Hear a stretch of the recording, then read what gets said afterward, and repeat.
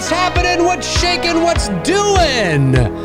Welcome to episode 153 of Two Dudes and Some Bullshit. Wow, looks like the feed is behind a little bit here. My name's Dave McRae, coming to you live from the VoiceMann Studios in Toronto, Canada. He's Tony Michael in Atlanta, Georgia. And it's an all Q&A today. Whatever you got, bring your questions. Let us know what they are. Ladies and gentlemen, we are live! It is Monday, May the 16th, 2022, 6:16 p.m. Eastern Standard Time. Episode 153. Get those questions in and let's see what we have on the table today. 153. Spring has arrived here in the GTA. As I was just saying to Tony before we went live, it was a beautiful day. Well, not today. Today was a little rainy, but throughout all, the weekend and last week, it was beautiful. Hit the 90s here, which is above seasonal for this area in May. It's probably usually around the 70s. We don't usually get like 90s and into the low 100s till like July or August. So above seasonal, but hey, nobody's complaining. But today it dropped.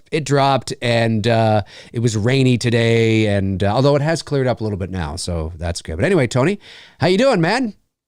Working again. Those pesky clients giving me business. Those bastards. Those bastards giving you work and paying you for your hard work. That is disgusting. That anybody wants to get paid for the hard work they do. For Christ's sakes, you should be doing this for free. You should be working your ass off for free. You are. But I'm here multitasking again. Yeah, this is us. Dave and I thought it'd be easy to do because, again, I'm stuck in a scenario where I had a late afternoon shoot, and it's just that time of year, spring, summer, busy season, houses are going on the market. So I can't complain though. Our business is doing very well. That's great. So yeah, we thought it would just be easier for me because we were planning to do something else, but what we're planning to do, I need to be more attentive. I can't be multitasking like I'm doing tonight. So we just figured, it's always good to do a Q&A every, 8 weeks or so. Yeah, exactly. We haven't done one in in a couple of months, at least, I think since maybe February or January, something like that. And it's nice. It's nice to just kind of jump on, take questions, engage with the audience right from the get-go, because obviously how the show works, depending on what we're doing, whether we're watching a movie or whether we're doing like a what if episode or we have like a main topic, we'll usually tackle that. And depending on how long the movie is, usually the first like 90 minutes of the show, we're not answering any questions because we're so focused on what we're doing. And then we get to the questions sort of in the last half hour to an hour, depending on how long we go. Sometimes we go 2 hours, sometimes we go 2.5, depending on what's going on. Sometimes we can push it to 3. But today we're doing questions from the get-go. So let's not waste any more time. Do it. And jump right into the questions. Here we go. Here we go. Let me see here. What do we have? Geeked Out Turtle Fan says, Tony's looking a little like someone from Children of the Corn with that hat. Yeah, I can see that a little bit. That hat you got on there. Malachi? Yeah, totally. Yeah, no, wait, or is it Isaac? Isaac. No. I think it's Isaac. Isaac. Malachi's the tall one, right? The redhead. Malachi was a tall redhead. Yeah. Isaac. That's right. Was the short kid. That's right. Yeah, the kid who's supposed to be 12 but was actually like 58. Like 50. What do we got? Let's see. Let me scroll back and see here. Here's our first one of the night, and of course it is a Halloween question. Here we go. Simon Mills says, do you guys reckon they do a sequel to something like The Omen in the vein of what? Oh, it's kind of a Halloween question, but not really. My mistake. I saw a pumpkin in there. Do you guys reckon they will do a sequel to something like The Omen in the vein of what they did for Halloween and The Exorcist? Maybe. I guess you never say never. The Omen doesn't. Well, that's not true. I mean, the first Omen. The original is great. Yes, it is. Yeah. Gregory Peck, if I'm not mistaken, right? The first Omen, although it doesn't have the pop culture footprint and sort of It didn't hit like The Exorcist. I was just going to say it's not quite The Exorcist in terms of its pop culture impact, but it still has some cachet. So I think that is, and of course, I think did they remake The Omen a few years back? I believe so. I believe they remade that. Yeah, I don't think I saw that. So, I mean, maybe. I don't know, but I guess it's always possible. You never know. We shall see. First super chat of the night comes in from Mark Wren, who sends in $5, says, did you hear Jeepers Creepers creator Victor Salva is directing Daddy Daycare Part 3, subtitled Boys Rule? Is this true? If this is true, the optics of this is terrible. Let me just see here. Or maybe you're kidding. And I think that's a joke. There's no way. There's no way that's true. I'm going to just put this in here. Then again, Hollywood. You never know. Yes, I don't see anything in regards to Daddy Daycare Part 3. So in terms of Victor Salva, that's funny, dude. That's funny. A little off color, but hey, that's okay. That's all right. It's all right. I don't mind that. It's all right. I get it. That would be awful though. Wouldn't that be terrible? Talking about not reading the room, like talk about completely missing it. Can you imagine? Yeah. Mark says here, I kid. It's a joke. We hear you, buddy. We hear you. Julian Salgado sends in $5, says, hey, Dave, looking back at Billy, is there anything you wish you could have done different? Whether that be keeping a character alive to dialogue. Something different. Well, definitely not keeping a character alive. I think it just comes down to something that we would have done different. It was pretty lean and mean. There wasn't a lot of fat we trimmed. We pretty much shot what we set out to shoot. There's always things that every filmmaker will tell you this. When they look back at their work, there's always, things that you're like, oh, I wish we could have got that shot or that angle or, like I remember. Okay, so let me see here. I'm trying to think. I don't think so, Julian. I don't. It's pretty tight. And because it's important to remember for those of you that may not know, although I've been very sort of vocal about this, so I think a lot of people know this by now. Of course, It's Me, Billy is and was always supposed to be the first part of a two-part story. There were a lot of people well, not a lot of people, but there were some vocal people that watched the movie. And of course, the movie ends on this epic cliffhanger, right? And there were some people that watched it. They were like, that's it? Well, that's kind of weird. Like there is, that's it? You're just going to leave it there? And Bruce and I always found that reaction a little perplexing because it's kind of like, well, no, of course. I mean, clearly it's a cliffhanger. I mean, wouldn't you imagine? I mean, clearly it's being set up for more. I mean, we thought it was clear. I mean, who ends a story like that? Of course it's being set up for more. So,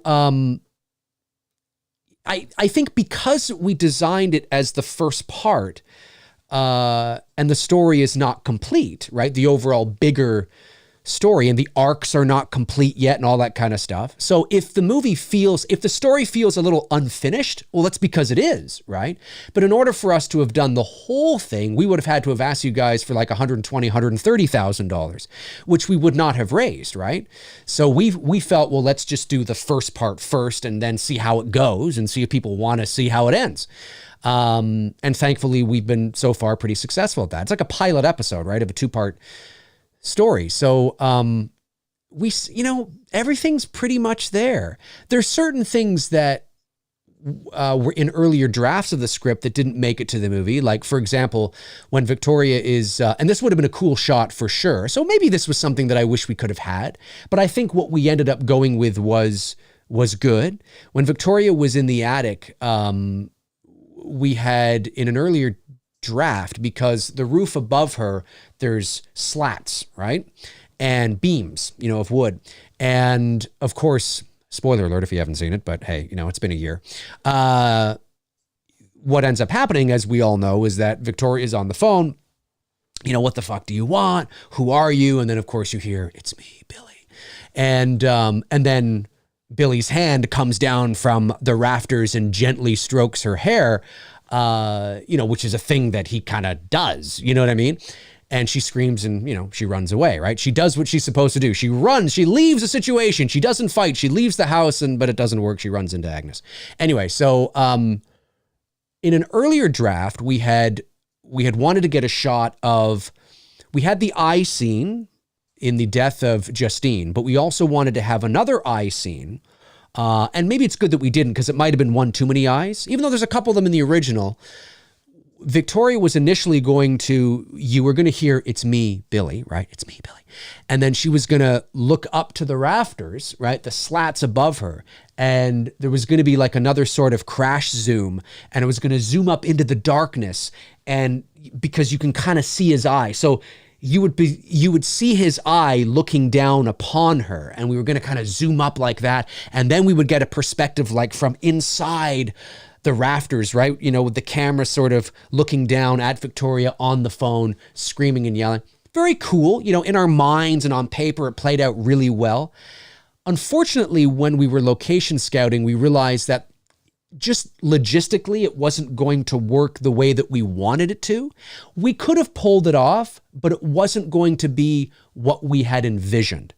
And, if it's not going to, if it's going to be sort of the Walmart version of, not that there's anything wrong with Walmart, but, if it's going to be the great value brand of what we ultimately wanted, why bother doing it, right? Let's think of something a bit better. Are you kidding me? 1:00 in the morning on a Saturday night, Walmart's the greatest place. It's the great. Hey, it's amazing. No, but I'm just saying, pure entertainment. It's totally true. It's like that here too, depending on where you are. But the point I'm making is that we didn't want it to be like a knockoff version of what we had envisioned, right? So we ultimately thought, instead of her looking up, what about his hand comes down? Because in a moment of sort of a jump scare, because you don't know where he is, right? He's on the phone. You don't know where he is. His hand comes into frame, and ultimately it worked. And it was our own version of sort of the eye at the end, because we didn't want to. We had the eye shot on the bed, right, which was sort of our tip of the hat, but we didn't want to recreate the eye behind the door because it's so iconic, and we would just be we would just be doing our own version of something that's iconic, and why bother doing that? Let's do something a bit different. So we settled on the hand, which I think shocked everybody. They weren't expecting this hand to come down and gently stroke her hair, and she's like fucking freaking out, right? So anyway, that's something that ultimately would have been cool to get in our own sort of, if we were able to do it, that might have been kind of cool. There's little things like that, but ultimately it was pretty lean and mean because, again, it's the first half of the story, and dialogue. I don't think so. Because, again, you haven't seen the whole thing, right? If you sort of judge It's Me, Billy as a complete story, which it isn't, then there are some sort of holes that kind of like, well, what does, you know what I mean? But again, it's that first part, right? It's designed that way. And sometimes you have to do that. When you're not backed by a studio, but you want to deliver studio quality work, you have to sort of take things in stages.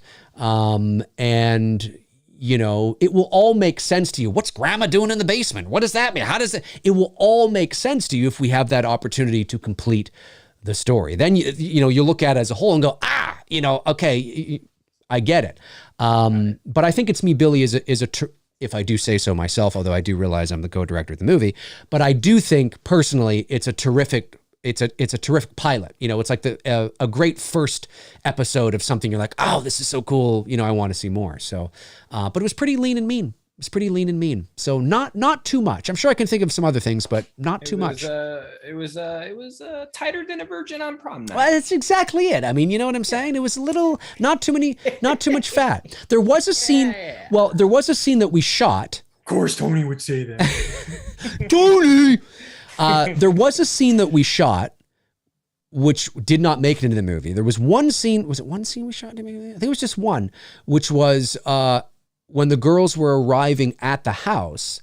There was a scene where we were actually in the car, and the camera was in the middle of the car between the two seats, the front seat and the passenger seat and the driver's seat, looking out the window. You can kind of see the shoulder of Victoria and the shoulder of Justine, right? Malika, and they were sort of talking back and forth as they were arriving at the house. It just, for whatever reason, for flow, it just didn't work. We both agreed that this, in post-production, we're looking at the scene, we're like, I don't think we need it. I think we can just show the exterior of the house, which would be much more, impactful to see the house. And we had it on a Dana Dolly and we're tracking from, right to left and the car pulls around the corner. It's just a better establishing shot. You know what I mean? So we did axe that. Explain to the kiddies at home a Dana Dolly. A Dana Dolly is just a slider. So it's essentially, you put the camera on there's two bars, right? And like a track. Yeah, essentially. But it's not a dolly track, but it's a slider. And you can buy a slider for your, DSLR, small one, but Dana Dollies are larger, and the camera sat on top of that, and Greg just tracked it from right to left. And we have quite a few shots in our film where we used the Dana Dolly because we like to tell, we like the camera, moving in certain scenes, to create sort of that ambiance and that, feeling, usually in establishing shots and things like that. But anyway, yeah, thanks for the question, man. I appreciate that very much. Like I said, I'm sure there's other tiny things I can think of, but it was pretty lean and mean.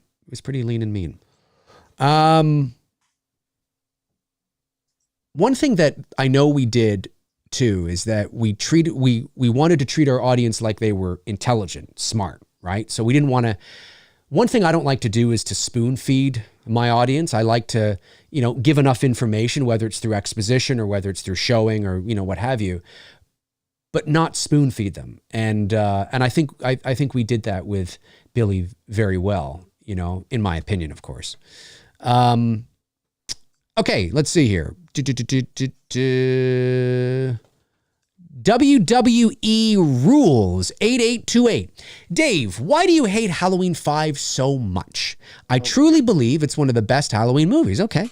Also, Friday the 13th is a better franchise in Halloween since Jason has a reason, unlike Michael.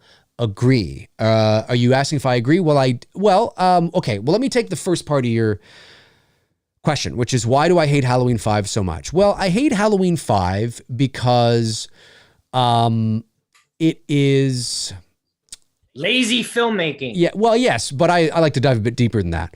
I just get straight to the point. Yeah. Cut out the fat. Really, it's just it's about the. When you look at where we came from, right, with Halloween 4, and you can pick Halloween 4 apart if you wanted to, but when you look at Halloween 5,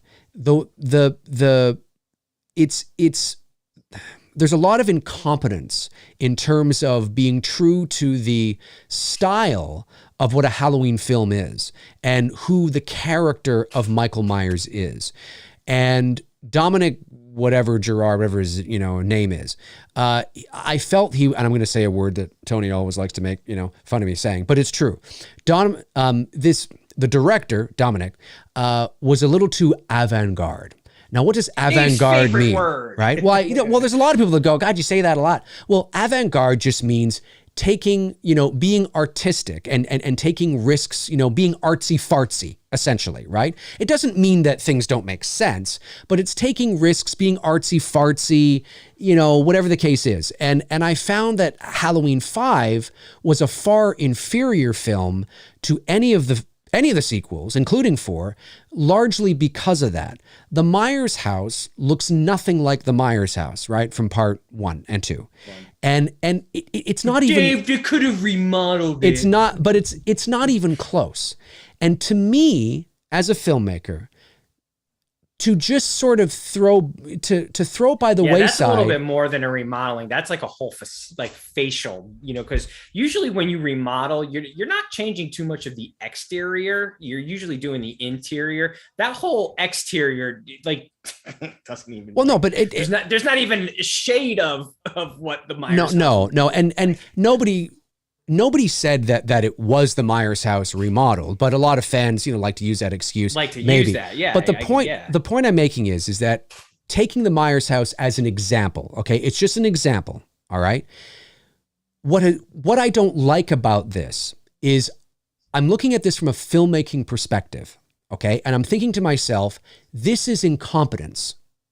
All right. Forget the fact that, you can laugh at it and you can have fun with it. And hey, it's a cool looking house. It's a fucking amazing looking house. It's a terrific house for any fucking horror movie. Right. Exactly. But this looks nothing like the Myers house. Not even close. It's not the same style. The Myers house was not a Victorian home, was not a mansion, it was an old wartime home. Okay, but to pass it off. And very small. Right, but. The original Myers house. Yes. Inside is very small. It's very small. But to pass this off, to make no justification for it, to make no reason for this, to just pass this off as the Myers house is insulting to my intelligence, is insulting to a Halloween fan, right? I look at this and I go, wait a minute, so there's no exposition or reason to why the Myers house looks like this now? Not that any reason would be, justified. I'm just saying they didn't even try. It's just, this is the Myers house. You remember this, right? Imagine the Elm Street house. Now, to be fair, the Myers house, which was only in 1 and 2, okay, is not nearly as iconic as something like the Elm Street house or the Amityville house. But now take an iconic house like the Elm Street house. We all know what that looks like. Can you imagine if Part 5 tried to introduce a house like what we saw on Halloween 5 as the Elm Street house? Do you think that would fly? The only cosmetic change they did to the Elm Street house was change the door from blue to red, right? Correct. That's it. But nothing else was changed as far as cosmetically the features of the house. Nothing. But do you think that would fly with fans? Do you think that would be? Of course not. It's incompetence. I would never have allowed that to happen. I would have said, Dominic, I know you like this house. I know you like it, and you are one of those avant-garde, artsy. Okay, fine. But you can't do that. That's not the Myers house. Go find a home. It doesn't have to look identical to the Myers house, but even if they use something like the house in Halloween 6, right? The house in Halloween 6 looks nothing like the Myers house, but it looks more like the Myers house than Part 5 does. It does look like the Myers house remodeled. You could believe it, okay? Right. So there's a lot of things in 5. Okay, that's one of them. Okay, that's one of them that I just, as a filmmaker, as a lover of film, as somebody who studied film, as somebody who knows, the different positions in film, like, your set decorator and your art decorator. I'm thinking to myself, why did this get approved? Why? I cannot believe this got approved. Was Deborah Hill and when she recommended this guide, like, were they all smart? What the fuck is this? It's just, it angers me as a fan. Because they're trying to pass this off as this is the Myers house. And I guess because it's so cool and it's a cool looking house, we just go, okay. And it's like, no, it should be an absolute no. This is not the Myers house. That's one thing. All right. The way Michael Myers was treated, no disrespect to Don Shanks, but the way he was treated as a character, seeing him in broad daylight, his mask looking nothing like the Part 4 mask. There's that scene with Sammy and Tina, and they're walking outside, and Don Shanks is walking under the bushes in the background like a lost little puppy. He's just back and forth. And there's nothing. There's no suspense. There's no mood. There's no tension in that. There's just nothing there. The introduction of the Man in Black, the fact that, and this is not my opinion. Now, because I know someone's going to say something. What Dave's pointing out in Halloween 5 with Michael being in the background walking, because I already know this is coming. Dave, Michael was out in the daylight staring at Laurie and Annie when they were walking over. But the way the execution of the way how Carpenter delivered that scene, okay? Laurie is looking at Michael, Annie's looking down, being distracted, and then he walks away. And when Annie picks her head up and Laurie's telling him, like, he's building suspense there. Of course he is. He's not wandering aimlessly like on the sidewalk there. He's literally staring through the soul of Laurie Strode. And she's looking right back at him, and then he's gone. Carpenter's creating that superstition with Michael at that point. In 5, where Michael's just looming around like an idiot in the background, I mean, but there's no superstition, there's no suspense. He's just walking around aimlessly like a moron. Right. And Michael, you know, sometimes people say, but they showed Michael, you know, in the daytime, you know, in part 1, but you don't ever see him close up. You know, I've often said that he's like a storm on the horizon. And by the time you actually get to see his mask close up very clearly, he's lifting himself up into frame on the telephone. That's the first time you actually get to see the mask close up with any sort of clarity. You see it sort of fuzzy through the fogged glass when he kills Annie. But the point I'm making is that, you know, when you get to sort of, and this is a quote, I'm paraphrasing, well, I guess it's not an exact quote, I'm paraphrasing the quote, but they had no idea who the Man in Black was. The writing was so bad that they had to introduce the Man in Black to give the film some sort of mystery, some sort of creepy little subplot on the side to add a bit of kind of creepiness and mysteriousness to it. And they said, well, who is the Man in Black? And he said, well, I don't fucking know. You know, he didn't say, you know, exactly like that, but he said, I don't know. I'll leave that for the people that do part 6. That's, you can't do that. Stupid. You have to know who he is, so because every decision you make with him has to be intentional, right? Every decision you make with a character has to have, I mean, there's got to be meaning behind what he does. So he kicks the puppy. Why does he kick the puppy? He gets off a bus. Why is he on a bus? You know, he walks, you know, through, you know, the machine gun. Why does he have a machine gun? They don't know.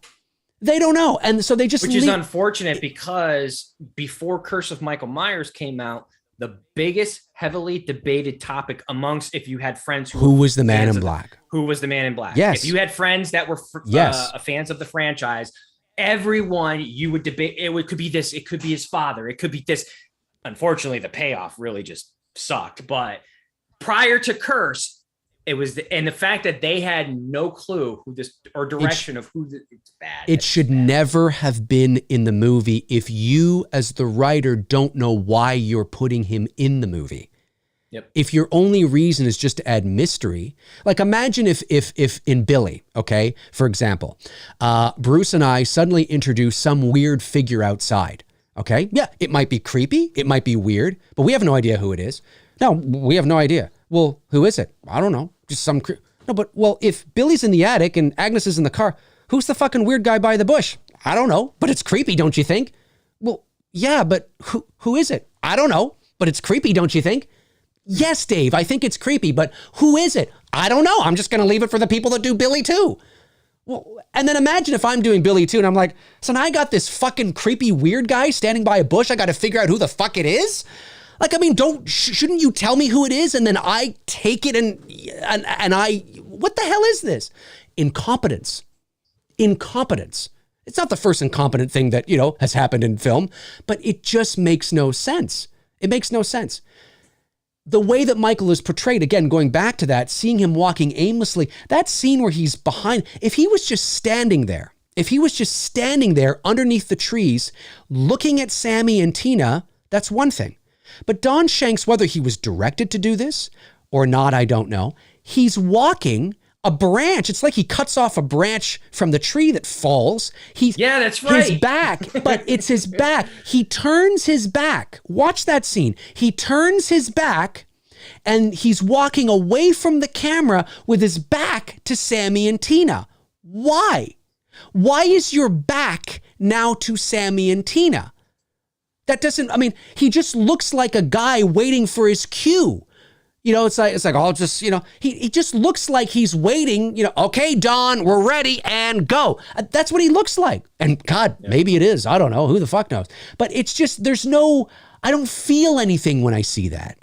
You know, another example is, you know, again, I've talked about this ad nauseum, but when Michael is in the closet and, you know, Rachel comes out of the closet and she's in Rachel, the towel. And she literally looks at him. Well, but there's that, but Michael comes out of the closet. The mask is wide and everything. He comes out of the closet and there's his opportunity to strike. not only do you see him clear as day and he just looks ridiculous, he doesn't strike. He just leaves. Why is he leaving? Does he have to take a shit down the hall or something before he does that? It makes no sense. This tells me that what they're trying to do is build suspense, right? Okay, that's fine. So Rachel's at the closet. You see Don Shank's hand, you hear, and you see his hand on the rung or whatever. Okay, fine. She goes to the mirror or, wherever she is, she's doing this kind of stuff. And you see him come out like this, right? Comes out and then he just kind of goes, and he leaves. Why is he leaving? Here is his opportunity to strike and he doesn't do it. Well, we're trying to create suspense. Yeah, but you're not. You're not, because that's not what Michael would do. That's not what the character would do.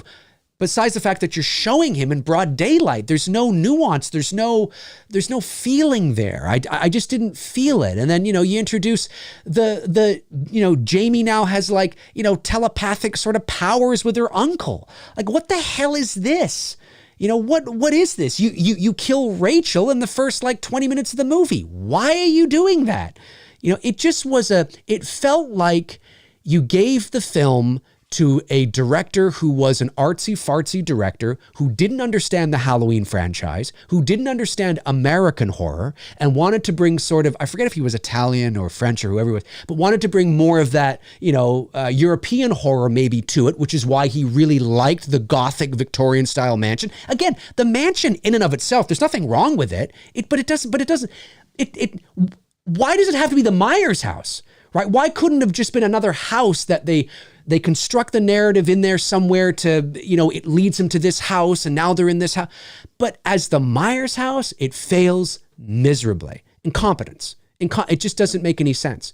The story is strange and killing. And of course, you have the cops, with the cartoon little stingers here and there.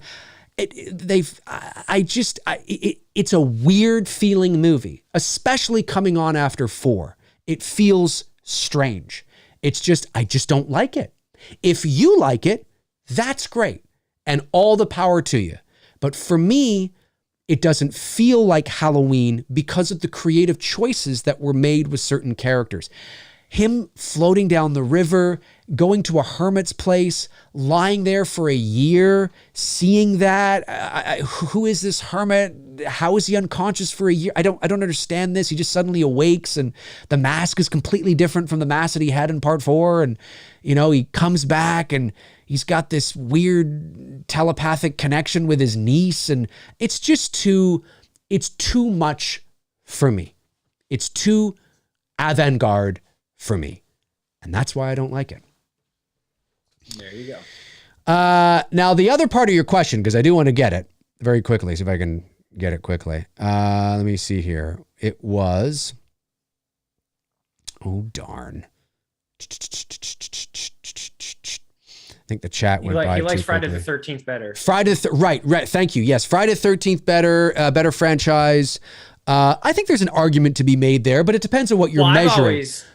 I've always said that it's in comparison to the 2 franchise, Friday the 13th, even as much as it jumped the shark towards the end of the franchise, it stayed within the continuity of the story. It never drifted. You know what I mean? Right, it introduced new elements and new parts to the legacy of Jason, but it stayed true to where it all began. It never, Yeah, no, you're bang on. It just got kooky towards, 7, 8, 9, and and 10. If that's what you're measuring, it all depends.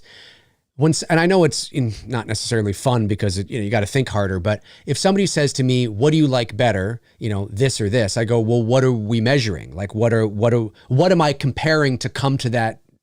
Determine what am I, is it just what I like, who's cooler to me, or what story do I like better, or who has the best kills? What are we measuring? Right. And when it comes to Friday the 13th, if you are about continuity, and even though it gets ridiculous towards the end, Friday the 13th has Halloween beat. There's just no contest. Friday the 13th, although I despise, Jason Takes Manhattan and Jason Goes to Hell, and I'm not really a big fan of the New Blood and or X or whatever. I mean, they all are in the same continuity. I mean, you got to give credit where credit is due. New Blood pretty much ends it for me right there. Yeah. Once I can watch New Blood, it's more like a mood I have to be in to watch it, but pretty much from Liv's back, I'm pretty consistent with watching. Gotcha. Movie chat. Oh, did I? Hang on a sec. I think no. Okay, let me go back a little bit. There were a couple others. Yeah, there were a couple others. Woo! Chase Jackson sends in $9.99, says, "Hey Dave, if you could rank the 4th installments from the Halloween, Friday the 13th, Scream, and Nightmare on Elm Street series based on your enjoyment." Oh, see, this is Ash. I like this enjoyment, right? That's what we're measuring, just based on what I enjoy. So we're ranking the part 4s. Yeah, part 4 is based on what you enjoy. What would they be? Okay, so I would say for me, which franchise are we doing? Halloween, Friday, Scream, and Nightmare. Okay, so the big 4. I would say Halloween. I would probably put Halloween first, Friday second. I haven't seen Scream 4 in quite a few years. I just recently watched Elm Street 4 again. And I actually kind of enjoyed it better than 3. I know that's blasphemous for people, but you know what? For the sake of today, yeah, I'll go Halloween, Friday, Elm Street, Scream. I'll go Halloween 4, obviously. Yep. Scream 4, obviously. Love my Kirby. Nightmare on Elm Street 4, and then Friday 4. Friday 4. Cool. And yes, folks, I do know Kirby is back. She's coming back to die in the first 5 minutes. That'd be kind of funny. I'll be pissed if that happens. It might. Riker H sends in $2. Says, "Did Lori die in the back of the truck in Halloween?" No, because she was in Halloween Kills, so she didn't die. She didn't die. What if it was just a dream? Oh, enough of this dream nonsense. Jesus. Troy Grubb sends in $4.99. There was some video I finally just had to say I had to do not recommend anything from this content anymore on YouTube. There was one video or title of the video I saw that Hawkins was Karen's father or some shit. I was like, okay. Oh, well, hang on. That I could believe is something they might do over it all being a dream. Like if I had to pick one, I'd be like, well, maybe. Right? Maybe. It's not gonna happen. I don't think it's going to happen either. No. But, I could believe that over the dream thing, even though both are highly unlikely. Troy Grubb sends in $4.99, says, "Dave and Tony, what is your guys' favorite episode of the What If series you have done so far?" Ooh, I'm going to say one that we have on the horizon that we haven't done yet because I'm really excited to explore. You are, but of what we've done, I really enjoyed our Texas Chainsaw one. That one was fun. And I really enjoyed the 1950s Halloween one. That was fun too. That was a lot of fun. We got one coming on the horizon that I think is probably going to be my favorite that we do. It'll be a fun one. There's a lot you can play with that, but yeah, I agree. The Texas was fun to do. The Jessica Biel one, and then the Halloween set in the 50s. Yeah, that was fun. It's fun. Movie Chat and More Part 2 says Firestarter remake is amazing. Please go see it. Well, I probably won't go see it in the theater. Probably wait till it comes to streaming. But I've heard not very good things about it. Actually, I've heard kind of mixed things. It's not doing very well with certain horror fans, but hey, it is what it is, right? If you thought it was amazing, Richard, that's all that matters. It's all that matters. Matthew, I'll get around to watching it on Peacock at some point. I don't know when, but oh yeah, it is. It's on Peacock now, isn't it? Or is it coming to Peacock? I can't remember. I don't know. It'll come. Matthew Farisi, $9.99 says, "Between Busta Rhymes crying in H5 and being seen using a public bathroom in Rob Zombie's Halloween 1, Michael hasn't been portrayed as much of a boogeyman, that's for sure. Only Nick, James, and Dick. Nick, James, and Dick. Sounds like the law offices of Nick, James, and Dick. Only Nick Castle, James Jude Courtney, and Dick Warlock fit that profile." To be fair, I think you can give George P. in Halloween 4. You can put him in there. Granted, they made they made some decisions with regards to the shoulder pads, and I still think the shoulder pad scene that you see him wearing it, because he's not wearing them in all the scenes. If you really pay attention closely, I honestly think he took the hit on the truck. Yeah, you especially notice it with the truck scene. Yeah, exactly, and I think that's why he's just wearing shit to protect him, and I get that. and whatnot. But I think an argument can be made as far as a good portrayal of Michael. Yes, the godfather of them all is Nick Castle. Then I'd have to say James Jude Courtney, and then I would put George P. Wilbur before. What was the other one? Dick Warlock? Oh, Dick. Actually, no, I would put Dick before George. Yeah, I would as well. I would as well. I think, well, again, I mean, I think what ends Actually, I would put Dick second and then James and then George. Okay. That's how I would do it. Fair enough.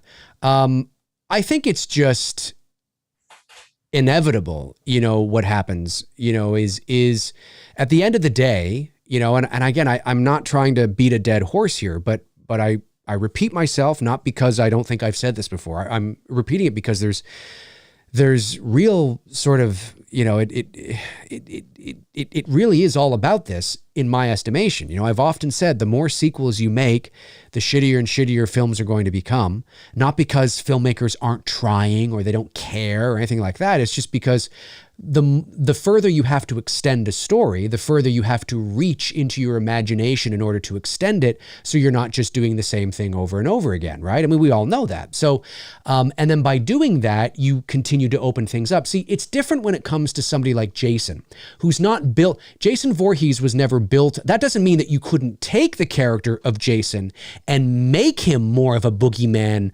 figure, kind of in the shadows or whatever, and it be very effective. You probably could do that. That would actually be kind of cool. But that wasn't what Jason was built on, right? We knew his backstory from the very first movie. We knew, why he was doing what he was doing in the second movie to avenge his mother's death. We knew what he looked like. He was always, we knew he was never built around this idea of anonymity or the boogeyman. And why would he be? It's Friday the 13th. It's not Halloween. Halloween stems from paganism and all, the rituals. There's this mysteriousness and this mystique around Halloween in and of itself. So when you have a character like the boogeyman, Michael Myers, that is built around this whole idea of anonymity and ambiguity and mystique and mystery, it's difficult to have multiple sequels with that kind of a character and still have him be a boogeyman by part 5, part 7, right, part 9. It's just because the novelty wears off, the illusion wears off. That's why Carpenter never wanted to make another one. I mean, there's multiple reasons why, but that's one of the reasons why. It's like, why would I do that? It's done. I can't make any more, or I'm just going to show how the trick is done. I have to pull up the curtain and show you everything, or I'm just making the same movie over again. And of course, you can't do that with sequels, because then your audience will watch the movie and go, well, this is just like the first part. Well, but sometimes you got to do that to protect the ambiguity of the character. So that's why it's unfortunate. As terrific as James Jude Courtney is as Michael Myers, he definitely is the best in years. He's the best Nick Castle-ish that we've seen probably ever. He is terrific in the role. Shout out to him. He's absolutely fantastic. But we do see a lot of him. Now fans will be like, well, yeah, Dave, it's 2022. It's not 1978. You got to show. But that's my point. Right? That's my point. So if it doesn't feel boogeyman, if it doesn't feel the same, well, because that's why. You can't continue to make these sequels and keep the boogeyman. I mean, you can have little bits and pieces where he's the boogeyman, but eventually, you gotta let the cat out of the bag. You know what I mean? So yeah, it's to your point. It's unfortunate, but whenever you have a character that is built around ambiguity. I mean, that was one of the things that we faced with Billy. I mean, not to go back to Billy, but it's a good point, right? There were some people that didn't like, and fair enough, not everybody's going to like every creative decision that you do. But one of the things that some people didn't like about what we did with Billy was we showed his physical presence, right? We showed his body. Now, we never showed his face, and, we didn't show him close. I mean, there's many things we could have done to really open him up, but we showed his body because we had long conversations. Hey, we're doing a sequel to Black Christmas, where again, there's this the anonymity, the ambiguity, the mystery, the mystique. The character of Billy is built around that. That's his identity. How do we do a fucking sequel without blowing the lid off everything? How do we approach the character of Billy? How do we push the character of Billy forward without exposing him so much. So Bruce and I decided, let's show him from a perspective that you've yet to see him before. So so yes, you do see more of his physicality, right? Because we wanted to show the progression of the mental decay of his cognitive ability, like just who he is now. If he never got help for 50 years, if he was crazy in 1974, who is he now? What is that cognitive mental decay like? So we wanted to show you, in the original, you saw his spaz from his POV. In Billy, you see him spaz from a distance. And it's like, whoa. So, here he is, but you're not seeing his face, right? We wanted to show you his long hair and how he's unkempt and all this kind of stuff. And it was sort of, that's what we, it's a balancing act. It's a real, because we really cared about preserving the integrity of the mystique of Billy, but still showing you a little more from a perspective you've yet to see, so we're not just doing the same thing over again. It's really difficult. It's a difficult thing to do. But we couldn't do that with Billy for 5 more movies. There's no way we could do that. Like, eventually, it's crazy. So that's why I've always said the character of Michael Myers, unfortunately, in my opinion, has a shelf life. The original intent of the character is what I'm saying. If you don't care about that stuff, then you don't care about what I'm saying now. But if you're somebody like me who really cares about preserving that ambiguity, that mystery, and that mystique, the reality is, you have to face it, he has a shelf life. He's not Freddy. No, he's not Jason. Well, there's some people that do think I'm wrong, but that's not how I feel. Thank you for the question, though, buddy. Appreciate it. Simon Mills sends in £5 and says, how do you feel, Dave and Tony, about the 2 rumors going around that Michael's mask has the Shamrock logo and Michael and Laurie are brother and sister? Well, first of all, I didn't know there was a rumor going around, but the idea, okay, the fan fiction idea that Michael, and I'm not saying they're not going to do this, I don't know, but I'm saying that idea that Michael's mask was always a silver shamrock mask from the very beginning has been out in the ether for years. Fans have been talking about that cool idea for like years. So it is a cool idea, but no. Yeah, it's cool, but the problem you run into with that is Halloween 3. That the problem you run into is that now you have to justify why Halloween, Michael Myers, is a movie in Halloween 3, why it's fiction. So if you say that Halloween 3 is in the same universe as Halloween, which I guess you don't have to, you could create an alternate reality for it, but you would have to let the fans know that that's what it is. If Michael's mask becomes a silver shamrock mask, that doesn't quite make sense because Michael is a fictional character in Halloween 3. You see the movie on the TV. So I don't understand how to, so what's what, whoa, that doesn't, that's weird, right? So you would have to now explain how that's possible. Dave, you're just not a fan of meta.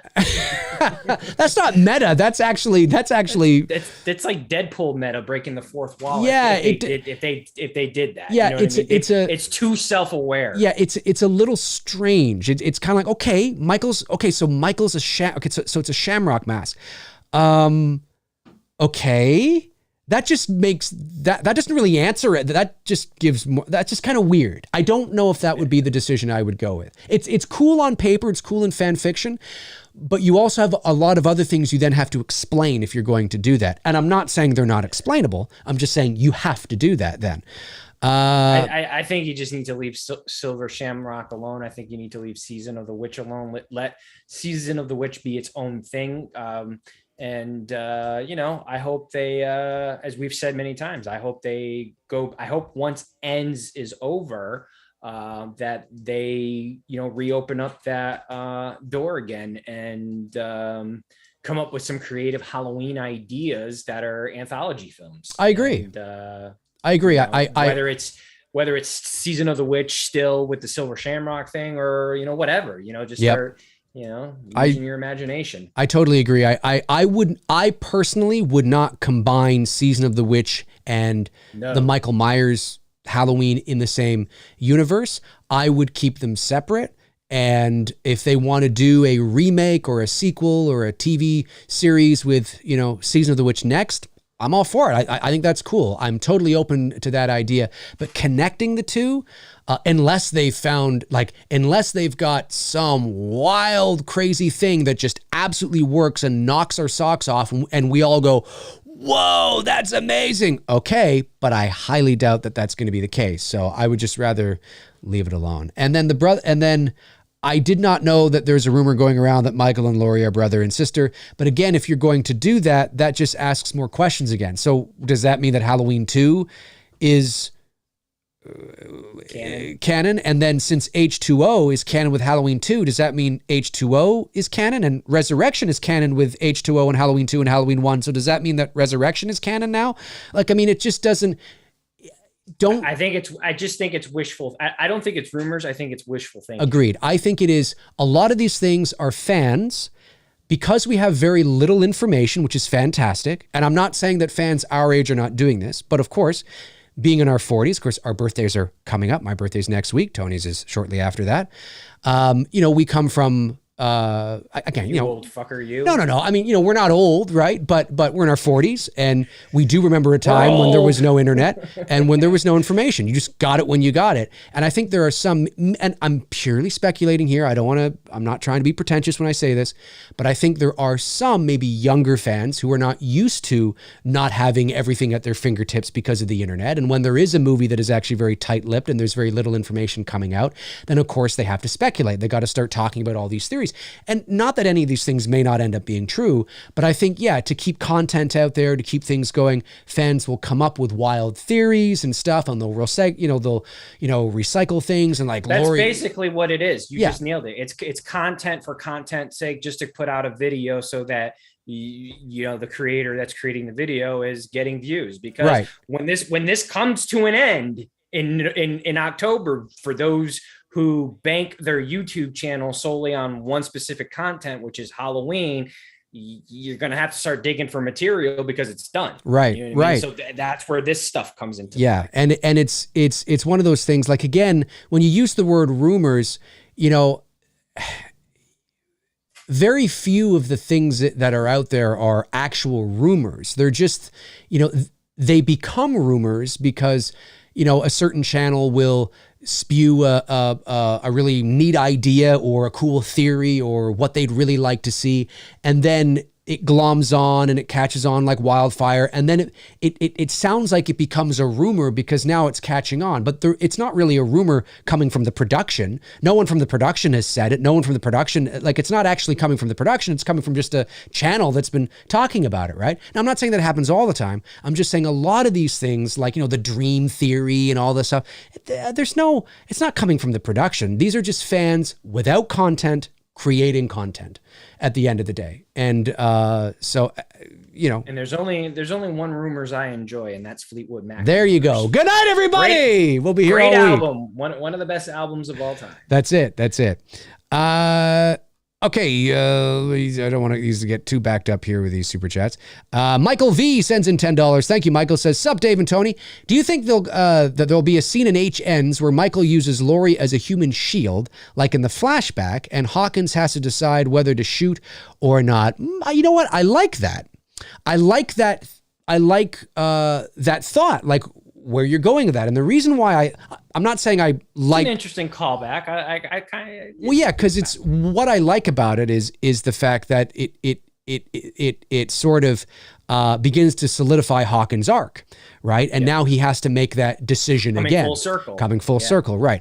I don't know if they'll do that, but I think that is something that if I was writing this movie and thinking about the character of Hawkins and what was written in Halloween Kills and what his arc should be, and yes, that is definitely a scenario or a situation that the character of Hawkins may find himself in. Whether Michael has Laurie or Michael has Allison or Michael has somebody else, because it doesn't have to be Laurie or Allison. It can be somebody else, because really what it is, it's about the idea of him facing that situation again. So I also like the idea you just said with Allison. That would be kind of cool. And that's when he finds out Allison's his granddaughter. Oh, some shit. I mean, his daughter. Can you imagine? No, or his granddaughter, I guess. Yeah, it'd be his granddaughter. Yeah, that's right. Well, no, because her dad got killed in... No, I know that. I'm just saying that if that ended up being... Oh, yeah. No, it wouldn't be that. You're right. screw it. But yeah, that's not bad. That's interesting.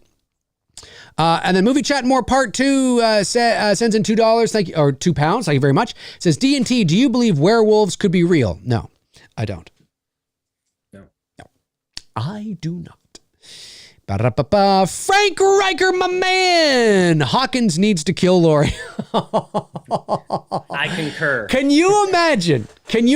Hawkins finds himself in that situation Takes again. the gun out and says, you know what? No, can you? And then Michael goes home. What would you do?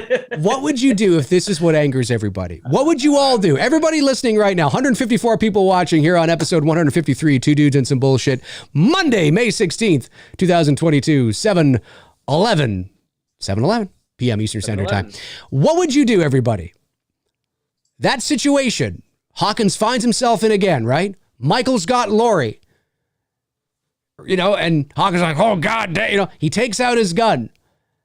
Blast Laurie. And he looks, he's, and you think he's trying to get Michael. And Laurie's like, what the hell is this? Frank. He's like, Frank, help, Frank, shoot him.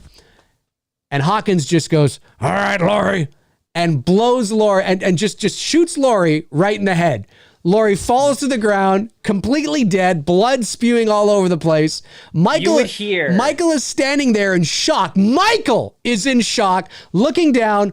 Hawkins walks up to Michael, pats him on the shoulder, and like, you okay there, buddy? She's fucking annoying, isn't she? If that were to happen, you would hear the loudest scream and cheer on the North America continent that Dave would hear it up in Toronto, knowing that that's coming from Georgia. Yeah. Yeah. That'd be it'd be so, but can you imagine? It's, you walk, you okay there, Mike? And then he speaks. He's like, yeah, I'm okay. I'm okay. I'll go home now. I'll go home now. Oh my God. Can you imagine? That's it. And then, woo, everybody shows up on scene and Hawkins is like, I don't know what happened. She was at it, whatever. And, the whole thing and everything's happening. And Allison comes up and says, oh, thank God. Oh, she was so annoying. Even Michael. And then, you look off in the corner and Michael has his mask off and he's sitting there sucking back a bottle of water. And he's like, oh, man, I couldn't stand her. Chasing that bitch down for 40 years. The theater would be like, what the hell is going on here? Oh my God. And then it ends up being a dream and you're thrust back to Laurie waking up in the hospital, but not in 1978, in 2002 in Halloween Resurrection. Oh! And Busta Rhymes comes into the room. Oh my God. It would be the most confusing drunk ending ever. Oh, man. The fans would lose their minds. Fans would be losing their minds. They'd be like, what? So wait a minute. You went back to Resurrection? It's all connected. No. That'd be so funny. I think I've got all the super chats so far. Okay, let's see here. I think so. J Beach 12078 says, Dave, Battle of Alberta. Oh yeah, that's right. Calgary Flames, Edmonton Oilers. How about my Rangers? Favorite win to cup? I'm not sure if they're the favorite to. Are they the favorite to win the cup now? They beat the Penguins. Game 7, I think it was. Battle of Alberta. Who am I picking? Who do I want to see?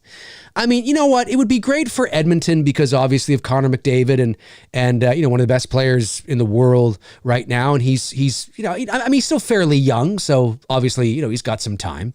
But it's always good for hockey. It's always good for any sport when one of the best players in the game advances, right? It's always good. It's good for the game, right? As they say. So to see Connor McDavid advance and continue to advance to maybe a Stanley Cup final, that's good for hockey. It's good for the game. He's one of the best players in the world. Well, not only that, and this is crazy to even say because, when you and I were growing up, you would never have even fathomed this thought. But it would be good to see Edmonton back, on for top sure. again because of the storied history. Yeah, Edmonton, they were the team of the 80s. I mean, you're talking Gretzky, Messier, Paul Coffey, like, Grant Fuhrer. Yeah, I mean, just like they were the New York Yankees of hockey. Yep. They in the 80s for sure. In the 80s, absolutely. And so, like, for me to say that, yeah. because what Dave and I experienced as kids, you never would have even thought that Edmonton would be a team like, oh, it'd be great, to see them win again. Yep. Like, you just thought they were going to win always. Yeah. Like Alabama, where Alabama wins every single year for college football. Tom Brady. Tom Brady. Hey, leave Brady alone. No, but I'm being serious. Brady can win as much as he. No, but it's like that, right? It's like, oh God, he's in it again. You know what I mean? Yeah. It's true. For sure. It's true. And so, yeah, it's been it's how long has it been since Edmonton's been in a Stanley Cup final? In the Stanley Cup, I think they were in it in 2004, I think, against Tampa Bay, when Tampa Bay won their first Stanley Cup, I think. So that's 18. Yeah, but hey. When was the last time they won one? 1990, I think. But hey, the Leafs, who went out in the first round again, the Toronto Maple Leafs, one of the best teams in the league. Austin Matthews, an American player, just scored 60 goals, highest in the league this year. The Toronto Maple Leafs, again, for the 5th straight year, went out in the first round. But they went out against the two-time back-to-back Stanley Cup champions in the Tampa Bay Lightning. They took them to Game 7. They lost 2-1. I mean, it's nothing to sneeze at, but it's unfortunate because the Leafs should have advanced. But nonetheless, the Leafs haven't been in the Stanley Cup or won the Stanley Cup since 1967. So they are the oldest. I was going to say, you guys have got to be approaching as the farthest professional team, the longest without. Yeah, for the longest time, it was the Chicago Cubs. And then finally the Cubs won, the World Series. And now I do think it is the Leafs. Yeah. And of course they're the team, like anything. They never won one I thought they won one in the 90s. No, they never won one. No. Wow. Leafs are, and of course they're easy to hate, right? That everybody hates they all make fun of the Leafs, whatever. One day they will do it again. But between the Battle of Alberta and then you got Calgary, it'd be good to see Calgary in there. I don't know, man. I'm going to wait out and kind of watch a few games, see how I feel and see who I'm just naturally rooting for. But I'm not sure. That's how I do it. But hey, they're 2 Canadian teams. And since there's only 7 Canadian teams in the entire league, either one advances. That's good. That's good. Let's see here. It's good. Terry Gold sends in $10. Says, "Hi, Dave and Tony. I know you both collect vinyl, and I'm not a big vinyl. I have a few vinyl, but Tony is the vinyl collector. And I was wondering, what kind of turntable do you have?" I just have I think it's an Audio-Technica one I picked up from like some record store. Just like a new one I have. I don't know. Which that's a good solid. They have entry level Audio-Technicas. They've got some more advanced ones. Yep. I use a old school technique that was my dad's. Very cool. He had in the 80s that I took from him. Very cool. And I just finished my catalog. I'm up to 3,623 records. Nice. Yeah, I only have like 5 albums that I just recently picked up. You know what I mean? I picked up some CCR. Well, I've been doing it since like I was a kid. Well, exactly. So that's my point. That's my point. Difference. Exactly. My dad, I wonder if my sister, who lives out east, she lives in Nova Scotia, I wonder if she has them, or maybe we just sold them off. We might have done that. But my dad had a huge vinyl collection and a big collection of 45s, like original shit that you bought when the shit came out, right? You know what I mean? Like when, Beatles, Elvis, all that kind of stuff. Yep. Like now you go and, it's they're repressing. Yes, exactly. But my dad had a lot of the originals. I don't know what I'll have to ask her. I'm not sure what happened to them. Anyway. Let's see here. Beantown Brandon sends in a very generous super chat of $19.99. Thank you, Beantown. Says, "I can't wait for Scream 6, and I'm a big Kirby fan. Scream is my Halloween franchise, and I love each movie, and to see it doing so well. By the way, Boston man here. So go Celtics and Patriots. Need our Red Sox to turn it around." Yeah, speaking of baseball, the Blue Jays are kind of in a bit of a funk at the moment. Got my little well, Blue Jay hat you on. had me with the Patriots, but being a Yankees fan, that's like sacrilegious. Well, the to say Yankees go are fucking. to The Yankees go- are tearing it up right now. Holy shit! Yeah, the Jays started You know, off though- well, but now they're in a bit of a funk. Like, what the fuck happened? And we got what's his face? Connecticut's a weird state because Boston and New York fans can't understand us, because in Connecticut we're caught in the middle of the two markets, Right. New York and Boston. Right.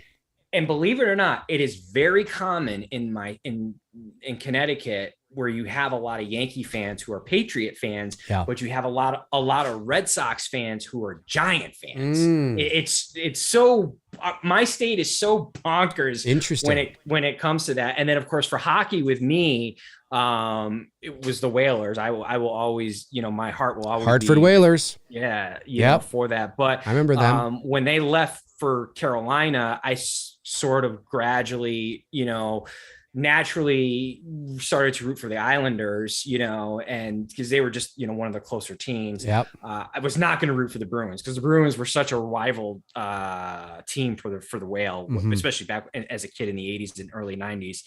That was just not going to happen. So I just started, and the Islanders was kind of a safe play. It wasn't like I was choosing a championship team. You know what I mean? I wasn't picking one of it was a safe play. And, yeah, I've always, I was born here in Toronto, and then I lived 10 years of my life, from the age of 10 to the age of 20. I lived in Ottawa, which of course is our nation's capital here in Canada. And then of course I moved back to Toronto to go to film school. And then I've stayed in this area because obviously in Canada, there's really two cities you want to be in if you're, a part of the entertainment industry, which is Vancouver and or Toronto. But I don't hate the Leafs, the Toronto Maple Leafs. I don't hate the Leafs. I actually like the Leafs. If I'm not cheering for, my favorite hockey team is the Buffalo Sabres. Always have been. Oh man, they were great too. They were back part in of the Adams, day.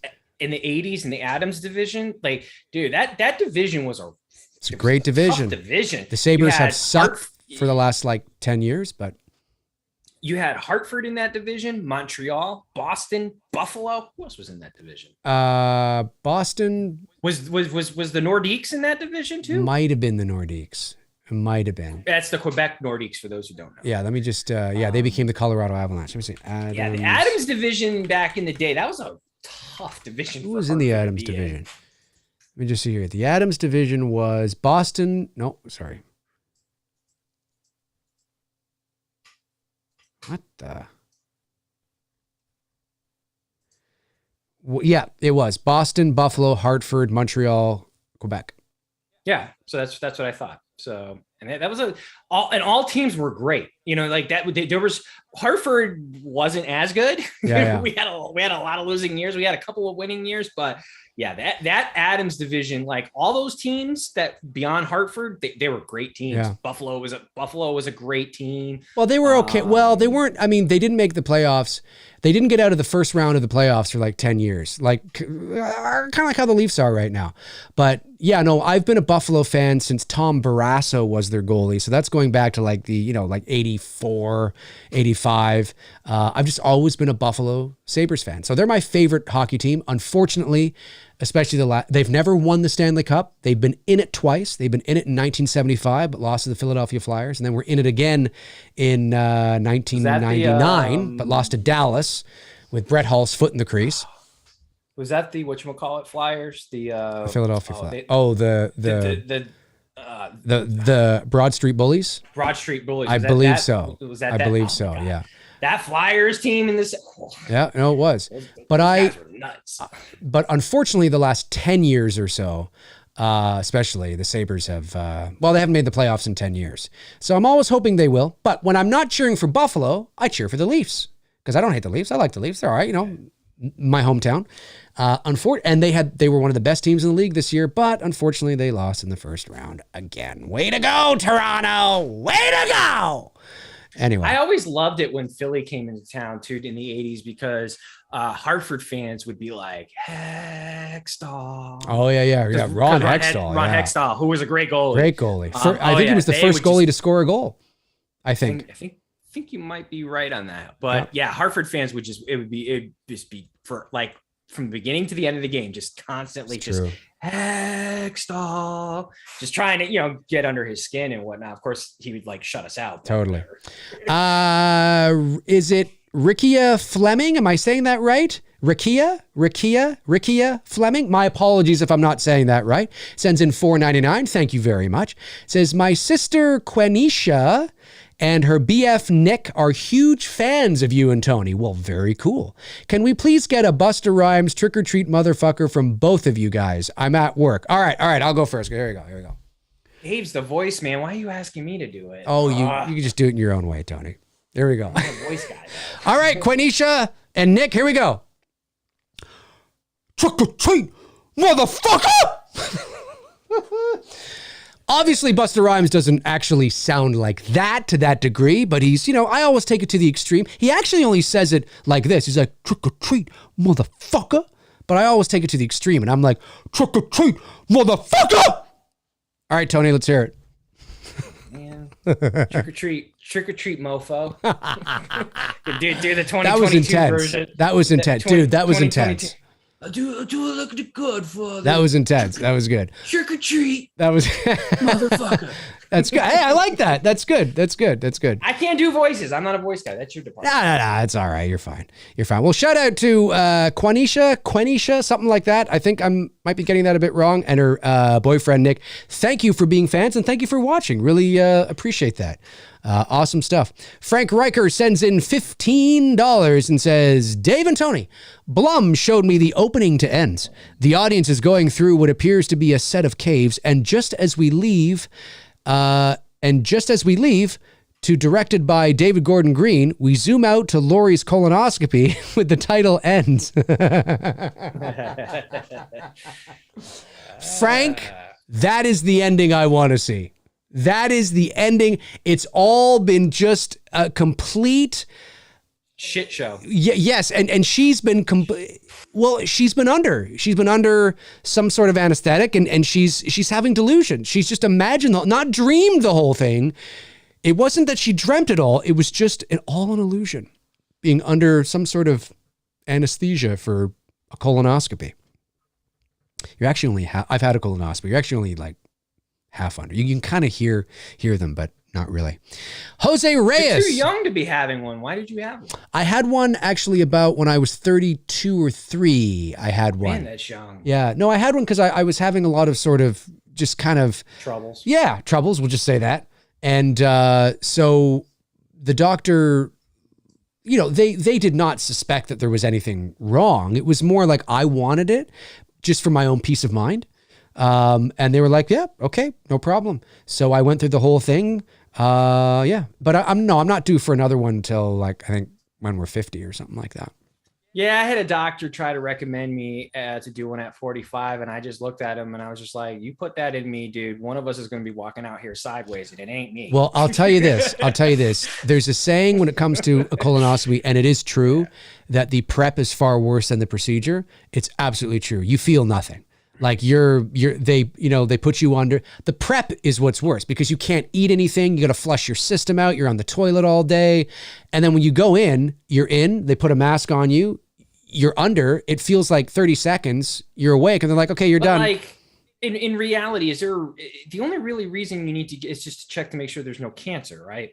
Pretty much. Well, yeah, but you see yes, that is what they're looking for. And they're looking for, but because colorectal cancer can begin, without any symptoms. Like ordinarily when people, I'm not a doctor, I'm not an expert, I'm not an oncologist, but what I have gathered over the years is that, you often, I'll just say often, when cancer rears its ugly head with symptoms, it's usually past stage 1. Not all the time, depending on the cancer, depending on, where it is. But the last thing you want is to leave it until you have symptoms. And then they go in, they do a colonoscopy. It's like, oh, it's stage 3. It's like, fuck, it's already spread. So the goal is to nip these things in the ass, no pun intended, before they advance. So it's always, so they say that, especially to men, because it's very common in men to get a colonoscopy, because if we do find something, it may be really early. And if it's really early, then we can fucking remove it.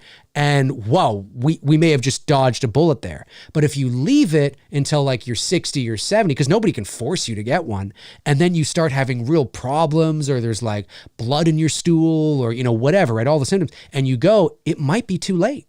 It might be like, yeah, you're stage 4. Like, why didn't you get a colonoscopy 10 years ago? You know what I mean? So my thing is this. Look, my grandmother, okay, my father's mother, she died of cancer. And now my family has zero medical history of people dying of cancer. And all of a sudden, my grandmother, totally fine 1 minute, and then all of a sudden they're telling us that she's got cancer and she's got less than 4 months to live. Yeah. Like, it came out of nowhere. I've been there with my mom.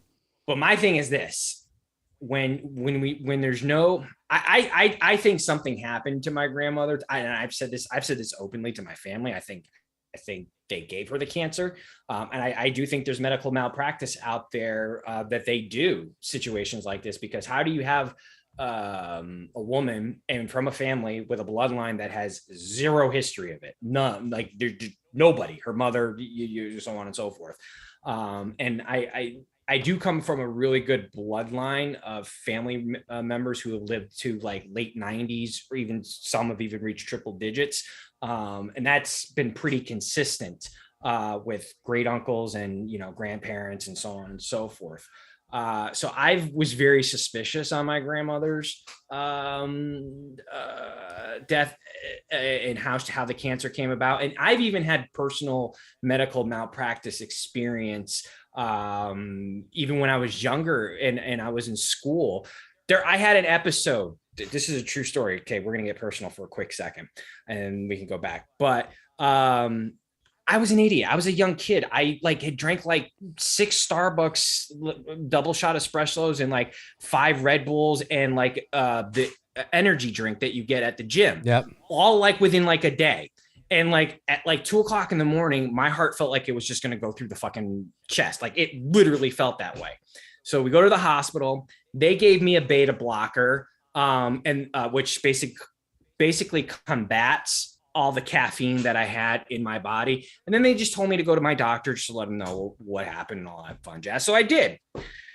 So I tell him all this stuff, you know, because I was studying and whatever, and you know, it was just college shit, you know what I mean? Whatever.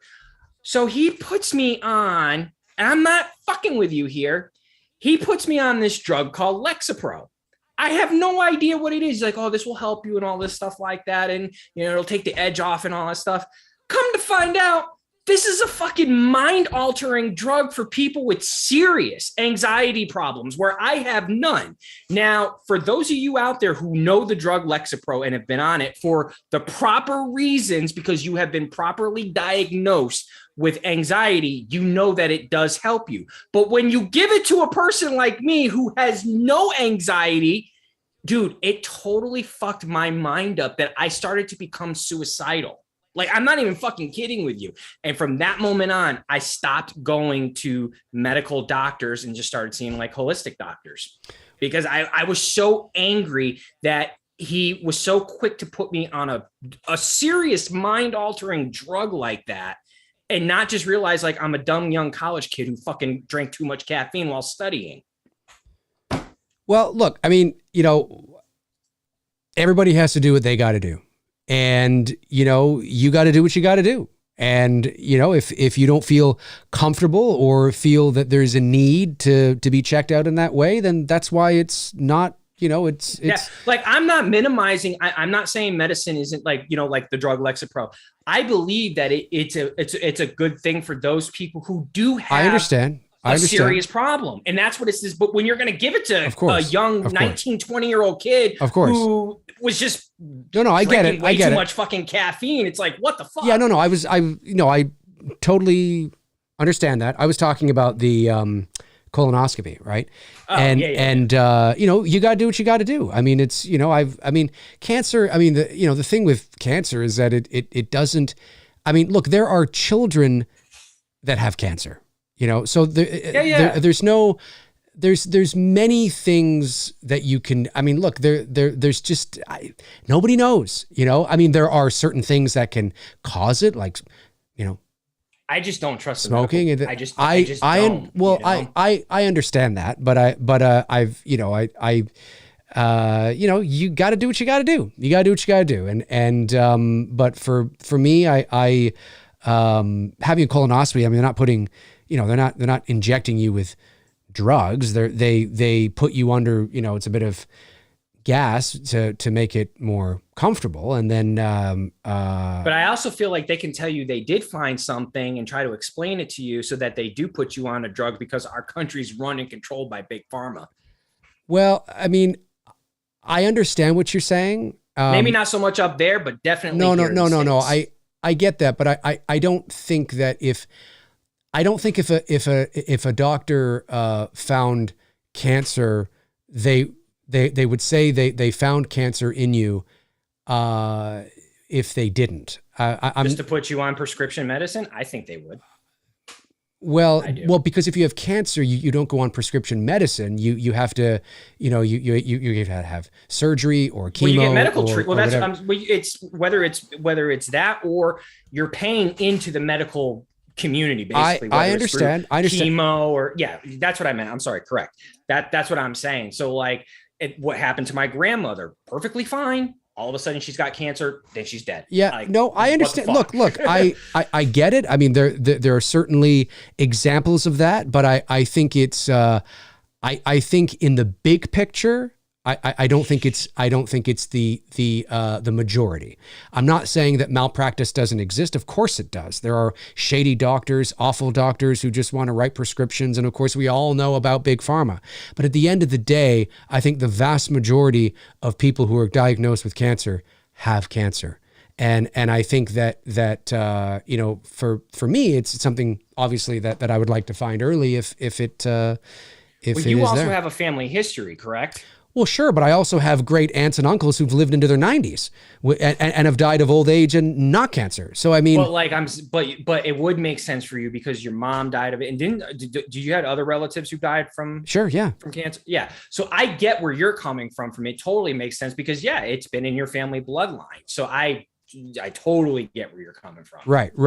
But I just I can understand being weary of prescription drugs and things like that, but having a colonoscopy, I think is a bit different in my opinion, of course.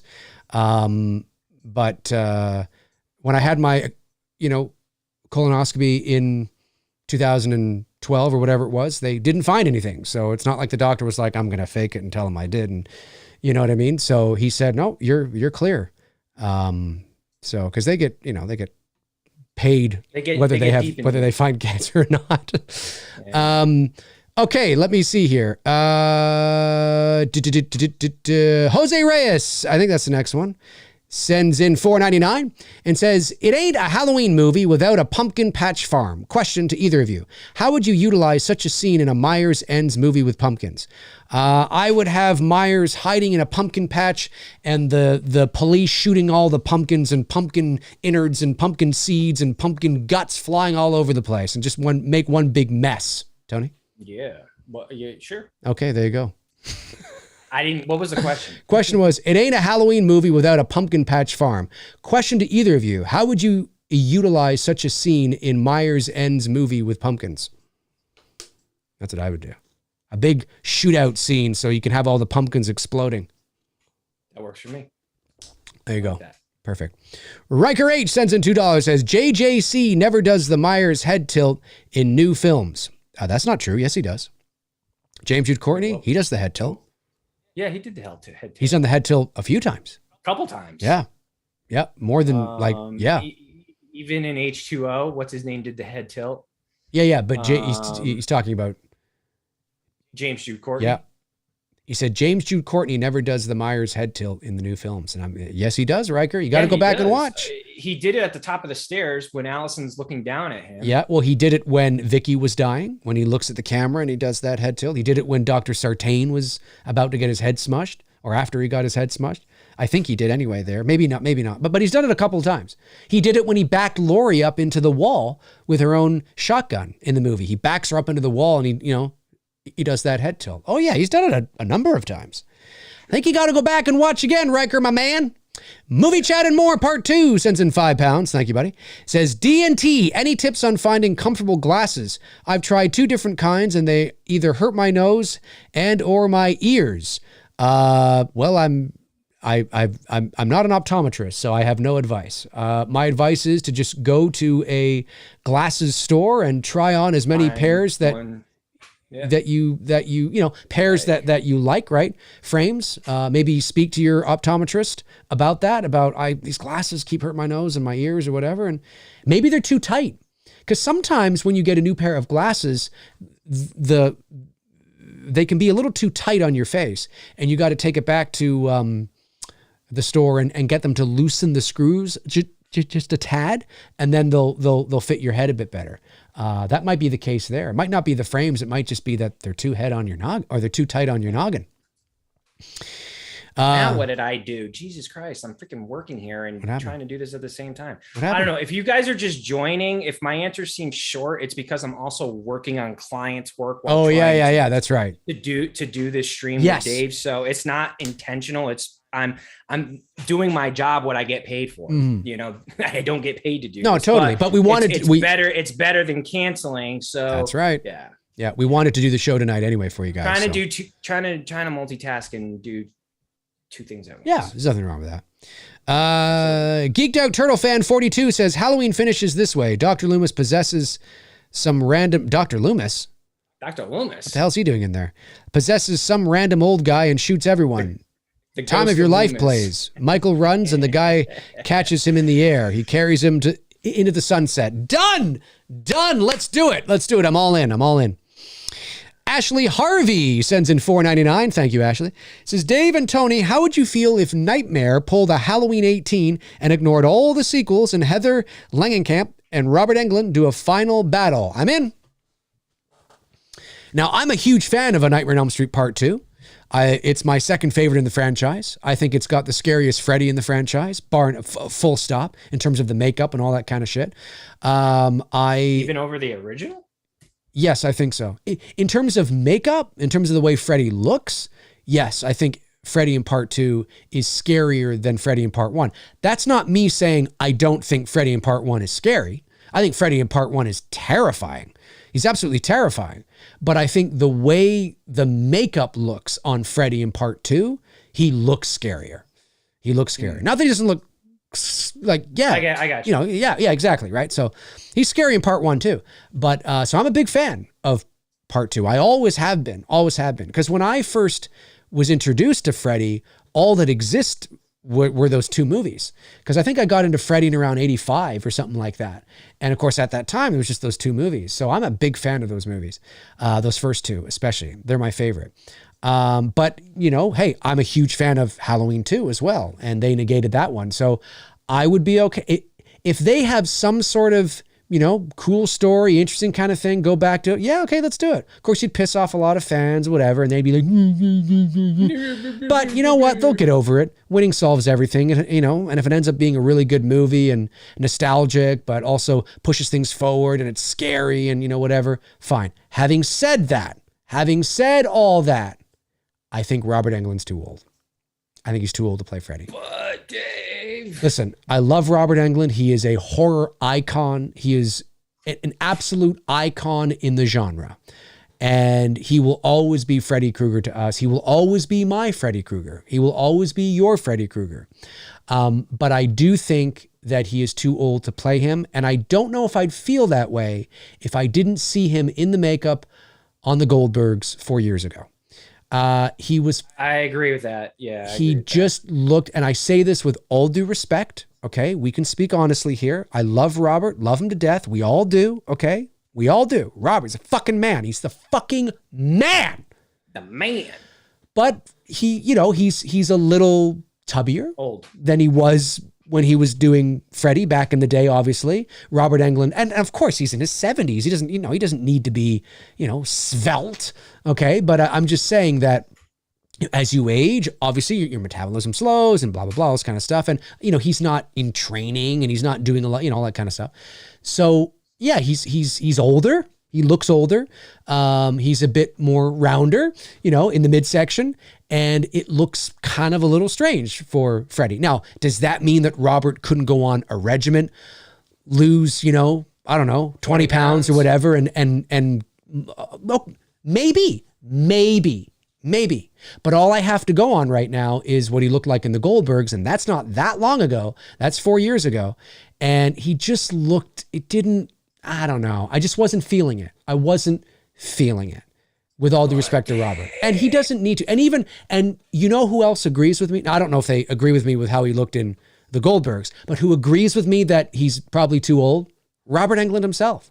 Robert Englund himself has said that numerous times. He did the Goldbergs things as kind of like a cute little Halloween thing, right? It's a comedy. It's a little skit. It was like a Saturday Night Live thing, like really at the end of the day. That's what it was like.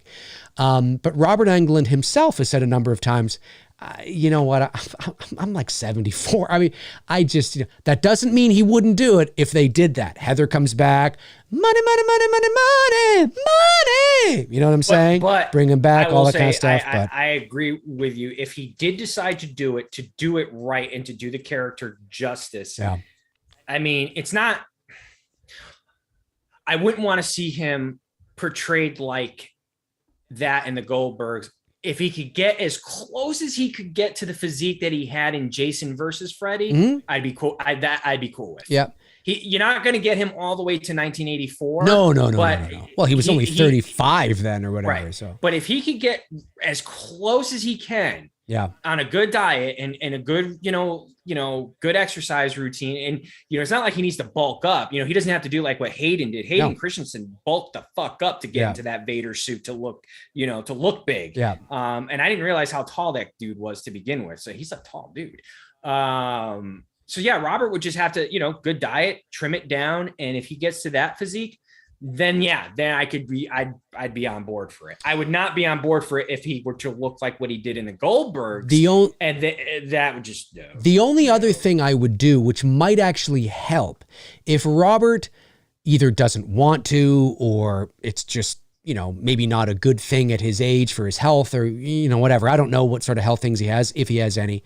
The only thing you could do, and this is because if you're going to do Robert and Heather again, and you're going to do a direct sequel to the original Elm Street, negating everything else, pretending like they never happened, then you got to go back to that style.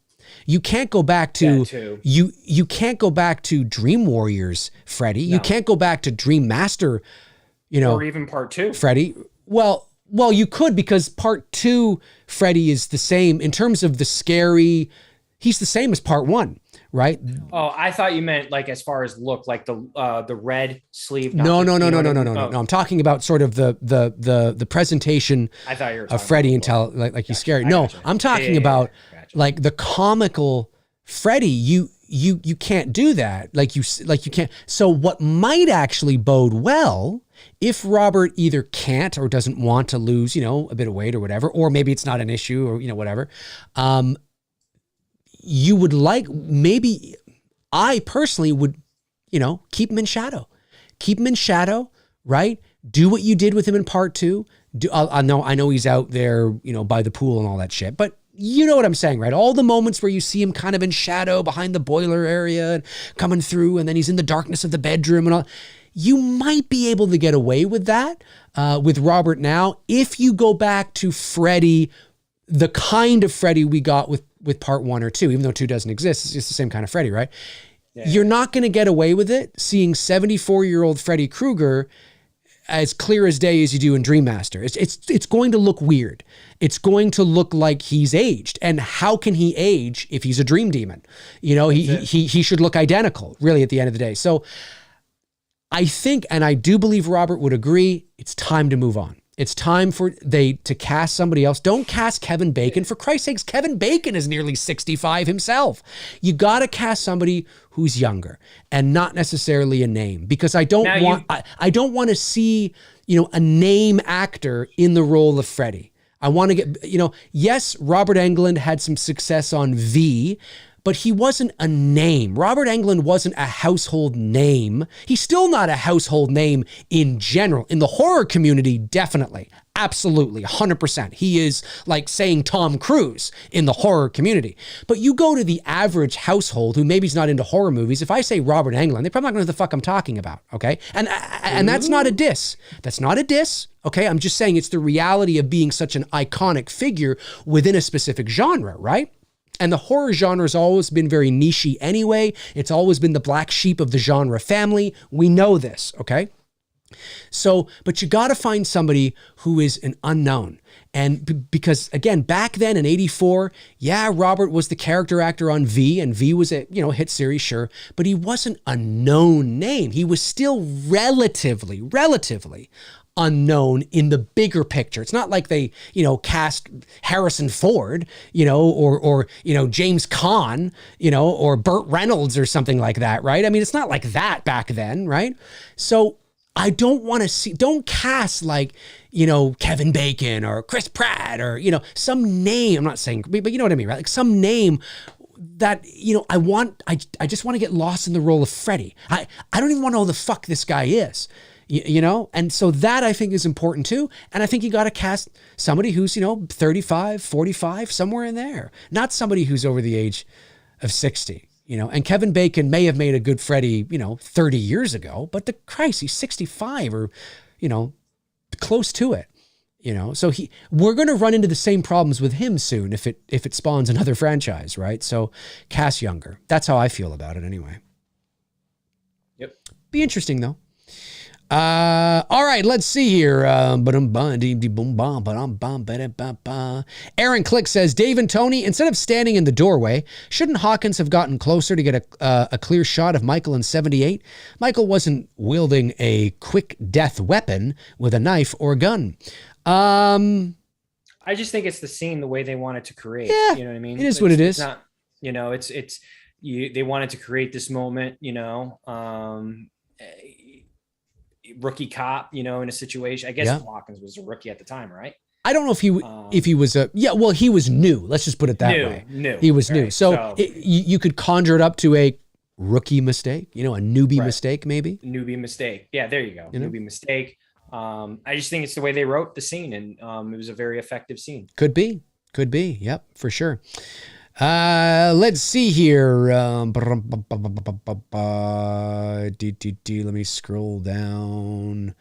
Riker H sends in $2, says, worst movie you saw in the theater, walked out, non-horror.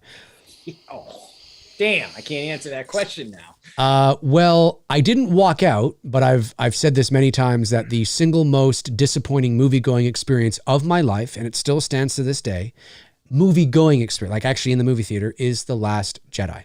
I didn't walk out, I watched the whole thing, but I have never in my life felt the disappointment and the confusion that I felt leaving the theater after watching The Last Jedi. So there you go. That's it for me. I've never walked out of the theater on a movie. Unfortunately, the only time that I've ever walked out on a movie was Halloween 2. Rob Zombie's Halloween 2. Rob Zombie's Halloween 2. I remember you saying that. Yeah. I never got, I don't even remember where we walked out on. It was probably during one of the Trippy Dream White Horse moments that me and Devin looked at each other like, nope, let's go. We're done. I'm out. I'm out. And then it wasn't until Dave and I started doing this where I had to prep myself and watch Rob Zombie's Halloween 2 in its entirety. And I will say this. Did we watch it here on the show? I think we did, didn't we? I think we have. Yeah. I will say this. The only redeeming quality to that movie, the only thing that's good about that movie, is Scout's performance of Laurie dealing with the post-traumatic stress she was of good. the events of the first film. Yeah. And I've said this many times, and I will continue to say it. The opening dream sequence in the hospital is by far one of the most well shot and most suspenseful Halloween scenes I've ever seen in a movie. Yeah, it's too bad the rest of the movie wasn't like that. It sinks like the Titanic. It does not go down in a blaze of glory. You could cut the opening scene of Rob Zombie's Halloween 2 and feature it almost like a little short film. Pretty much, and that would be fine. Yep. I would be totally Somebody should cool do that. Somebody should just before she wakes up and it's a dream, it should cut to black and just say directed by Rob Zombie. Yeah. It's a short film. Short film. And submit that to theaters. Or some theaters, to festivals. Let me see. Cody Snyder, my man, sends in $5, says, where are we going? Wherever it is, I guess we're on our way. Is that a quote from a movie, or you just... Sounds like it's a quote from a movie. Where are we going? Wherever it is, I guess we're on our way. I like it. What's it from, Cody? Or are you just saying it? Just rocking on. Maybe just rocking on. I don't know. Maybe. Cody getting philosophical. Maybe. Where Nomad, I like that, has gone before. Sends in $5. Thank you very much. Says, hey, I have been hearing rumors of a new Freddy. Have you? Where have these rumors been coming from? Let us know. And maybe we can speculate a little further. Southpaw, and thank you for the super chat, by the way. Southpaw82 sends in $5 and says, what are some ideas? Excuse me, let me try that again. What are some ideas for a new Friday? I like Tommy Jarvis. I'd like to follow that story again, maybe continue after 6. What ideas would you use? Well, Southpaw82, Tony and I have a whole Two Dudes episode from just a couple of weeks ago. It's a what if episode on how we would reboot or restart or reapproach the Friday the 13th franchise.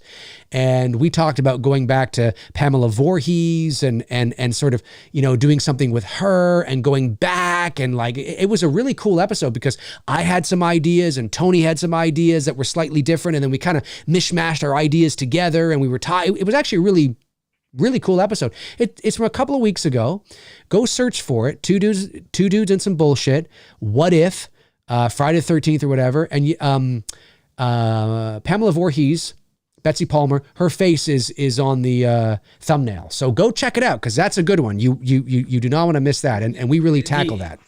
The other, and I've mentioned this. I might have mentioned it during that stream as well too. But I've mentioned this on many occasions. If I were to do it, because we went as far as you could go with Jason in the hockey man. I mean, we literally went to outer fucking space. Yeah, because you're just going to recycle it again. I mean, I personally would go back to the sack, and I would start the story from part 2 where it ends, continuing with Jason wearing the sack. You could bring Amy Steele. You don't have to bring Amy Steele, but you could. That is an option on the table, but you don't necessarily have to do that. And I would have a payoff to where Jason gets the hockey mask at some point. It might be a movie or two. I would have Jason maybe rock the sack for another film, and maybe the one after that, you can have a moment where he dons the mask. And the way I would have him don the mask, and I've always said this would be just such a cool look. If you take Gillette's look at the end of part 2, crazy mountain man, long hair, messed up beard, all that teeth, and overalls and the flannel shirt. Oh, when he comes through the window. Yeah, that look. I would that's take a good look. I would take that look of Jason and have him put the hockey mask on, because we've never seen Jason like that. We've seen him many other ways. We've seen him with the khakis and the green, all that shit. We've never seen him look wearing the hockey mask with like half a face, long hair. That would be fucking gnarly looking. Gnarly, so gnarly looking. So that's just one way you could go with the franchise, just to pump some new blood into it. Yep. I get the hockey mask is the face of the franchise. I'm not saying not bring it back. I'm saying have the audience appreciate that payoff when he gets to that point. I get you. So, very cool. It's not Aiden says, what music do you and Tony like? Are you fans of Pink Floyd? Well, for me, I'm really like, apart from I don't know if it has a specific name, but like the screaming, all that stuff. Don't like that shit. Whatever that is, if that's your thing, if that's your jam, that's cool. I just can't get anything out of that. I don't like hardcore rap either. Like, I like rap, like hip hop or whatever, if it's got a nice beat or whatever, it's It's good. I like it. But like hardcore rap, not really into that. Really twangy country, not into twangy country. I don't mind the pop country stuff, but the twangy country, not my jam. But really, I know this sounds really kind of lame, but I'm like a just basically top 40 guy. I mean, my favorite bands would be AC/DC, Queen, that kind of music.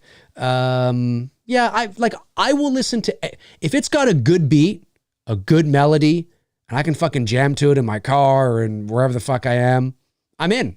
I don't care what the genre is. I mean, if I could find a that for whatever reason had a great beat, maybe, but I think the would get in the way personally.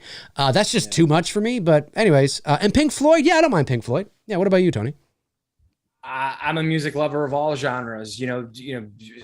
That's just influenced by my father being a DJ, and then me, having my career as a DJ in my early 20s.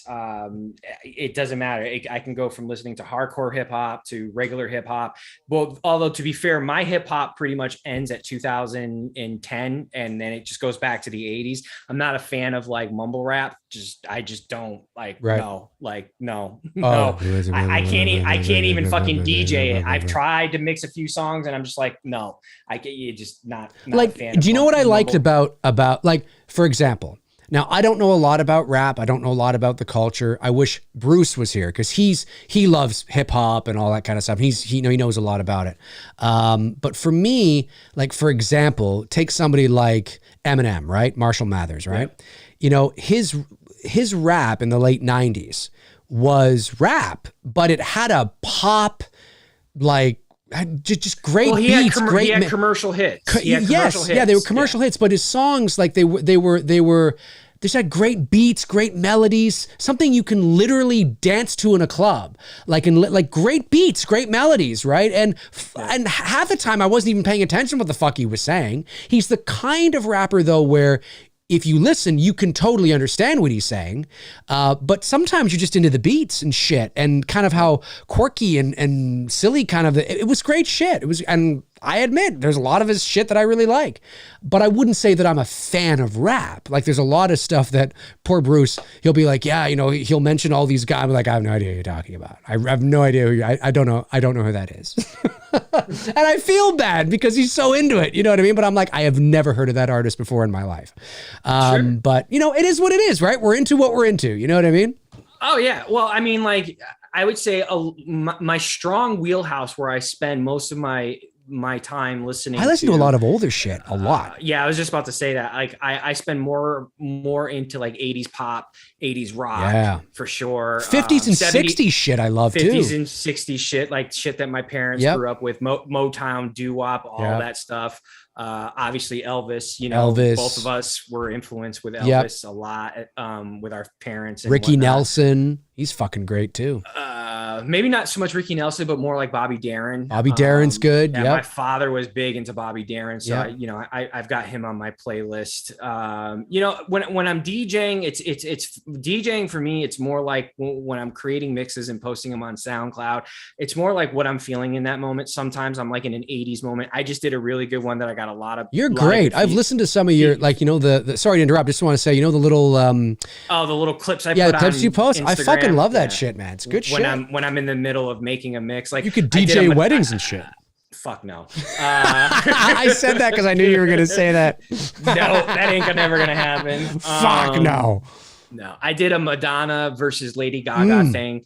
That was fun to do. And then the next day I did a hip hop thing. I did an old school R&B. And then right now I'm working on 2 mixes. I'm working on a hip hop and a rock mix. So like, I don't like to just stick into one specific genre, but like Dave said, the music I do predominantly listen to is probably anything from 2010 back to the 50s. I don't listen to much current music with the exception of some Lady Gaga stuff. There is some music that she's done because I do think when she strips away the whole poppy, stuff and she's just singing, the woman's got an amazing voice. She's fantastic. No fucking doubt. She's incredibly talented. But there's just like I said, like, look, if you are a young person who's listening to the current rap music and you're into that mumble rap stuff, I'm not going to hate on you because trust me, when People Dave are and I into were what they're growing, into. yeah, and when Dave and I were growing up, we were listening to our 80s rap and 90s rap and rock music. Believe me, we got the stank eye from our parents and the older generation. Like, what the fuck are you listening to? Yo, I'm not VIP, gonna, let's kick it. I'm not going to do that to you, but I can't get into it. Like I've tried and I'm just like, nope. Can't do it. Listen, when I was a teenager, I was into fucking the real McCoy. I mean, like what, like whatever. I mean, the dance music. I was into the fucking dance music, man. No shame. Twilight Zone. No shame. I think Barbie. Vanga Boys. I think Vanga Boys. Come on.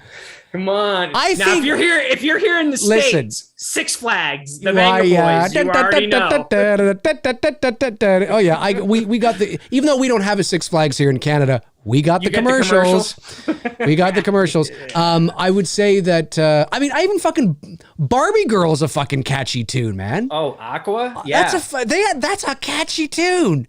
I'm a Barbie girl in a Barbie world. I don't care. It's a fucking catchy. That's what I'm saying, right? Like sometimes the lyrics can be sillier, but sometimes the beats of these songs are great. That late 90s techno-y dance stuff was a lot of fun. Then of course you got Darude Sandstorm, that song was fucking huge. Yeah. Do you remember that song, Sandstorm by Darude? I would not off the top of my head. I'd have to listen to it. If you heard it, probably. It's such an iconic techno song. It had no words to it. It was basically the same rhythm over and over again. But that song was so fucking popular. But that whole late 90s, early 2000 run of dance techno music, there's a lot of great dance songs out there, a lot of great, and like basically they were I equate Brooklyn Bounce.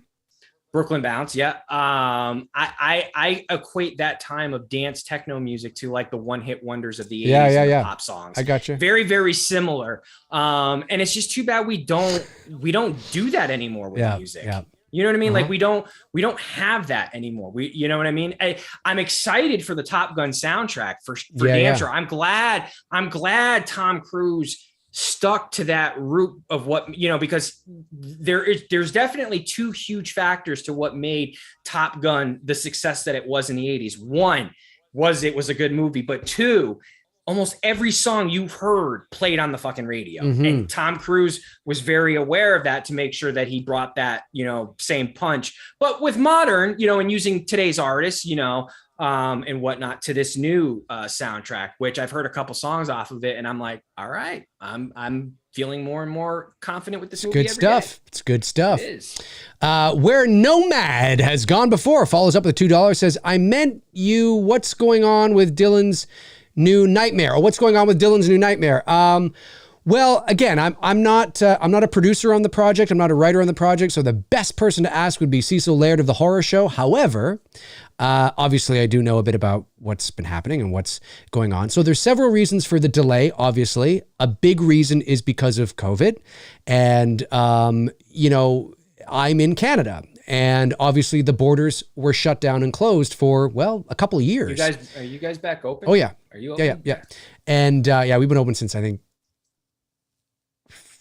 March 1st, something like that. Yeah, no, we're open. So naturally, being a Canadian living here in Toronto, I could not get to the United States. And so that's been part of the delay. And obviously Vince is working on Never Hike Alone 2 right now. Vince obviously being a producer on Dylan's New Nightmare and all that kind of stuff. So, we kind of have to wait till Vince is done. And then, we got to see where we're at with all that and all that kind of stuff. So there's a lot of things that are happening with it for the delay. There's reasons for it. It's not just we're all sitting on our ass not caring about it. The money that was donated to the original campaign and to the second campaign from last year is still safe. It's in a bank. It's still safe. It's sitting there ready to go. And Cecil's been working a lot behind the scenes, fine tuning the script and doing a lot of stuff with pre-production and costumes and all that, casting, all that kind of stuff. So there are reasons for it. But that is sort of where we're at, and we'll see where we're at once Vince, of course, is done shooting Never Hike Alone too. Frank Riker says Dave is the president of the Ace of Base fan club. I like Ace of Base. I like Ace. Hey, come on. Ace of Base. I Saw the Sign was the shit, man, in the 90s. It was. And what was their other one? I Saw the Sign. I Saw the Sign, and there were a couple. They had another big one. They did, but I think they had like 3 actually that were pretty popular. How Do You Want It, right? No, wait. I'm thinking of someone else. I'm thinking of Ace of else. Base. Let me see here. Ace. Oh my God. I'm drawing a blank on the other.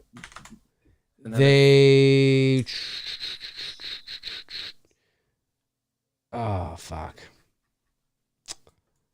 Don't turn around. Thank you. Don't turn around.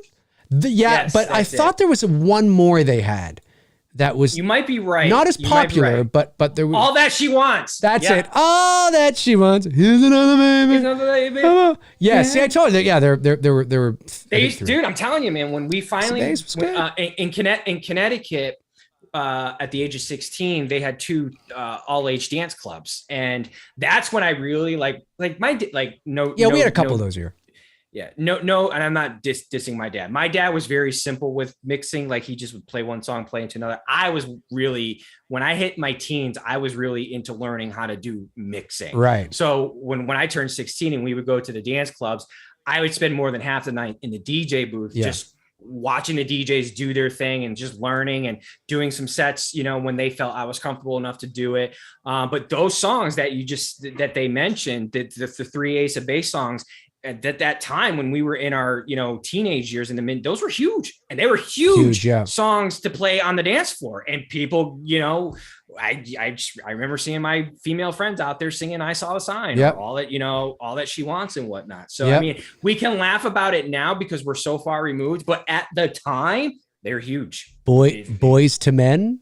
Come on. Although we've come. Water Runs Dry. Water Runs Dry is my jam. It's huge. Water Runs Dry is my jam. I'll Make Love to You is my jam. Do you remember the song the group All for One? I Swear. That's my dude. That was mine and my junior high school sweetheart fucking song. Great. See, like back in the day. Good shit. That's going like 93, 94, somewhere around there. I don't know if the youngsters are still doing this today, but back in the day when Dave and I were younger, and I don't know if that you guys did that up in Canada, but when we were in junior high, we probably did. Let's be honest. We had songs. Of course. We had songs. So I Swear was mine and my junior high sweetheart. That was our song. Yes. Everybody had songs. Come on. But honestly, I don't know if they do that anymore. I don't know. I don't know if that's a thing or not. Well, I don't know. Well, I'm sure it is, but just it's evolved, right? I mean, technology's evolved, and I mean, when we were kids, and obviously people who are older than us, if you wanted to ask a girl out, you had to actually talk to her in person. I'm not saying that doesn't happen anymore. But the big thing was calling the radio station and having the DJ say my girl's name while playing All for One's I Swear. We had the show that we had in Connecticut was called Lights Out Shout Out. So you would call and you would, dedicate the song, and whatever. And, then you would tell your girl, okay, listen, and Kiss 95. Our station was Kiss 95. Kiss 95. 0.7. Yeah, you pretty much could have been we had ours was Cool FM 93.9. Cool FM. Yep. Well, obviously we had more than just one radio station, but that was the one everybody listened to. But did you ever dedicate a song to your girl back I in the never day? did, no, but I had friends that did, obviously, and no, of course everybody had songs they liked and all that kind of stuff, for sure. 100%. Good times.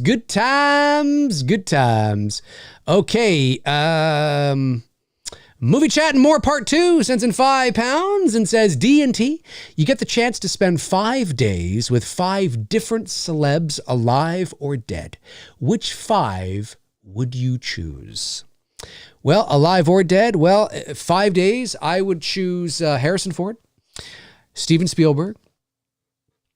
I would choose Harrison Ford, Steven Spielberg. I'm not big on celebs, so I don't really know. Harrison Ford, Steven Spielberg. I think Stanley Kubrick would be interesting.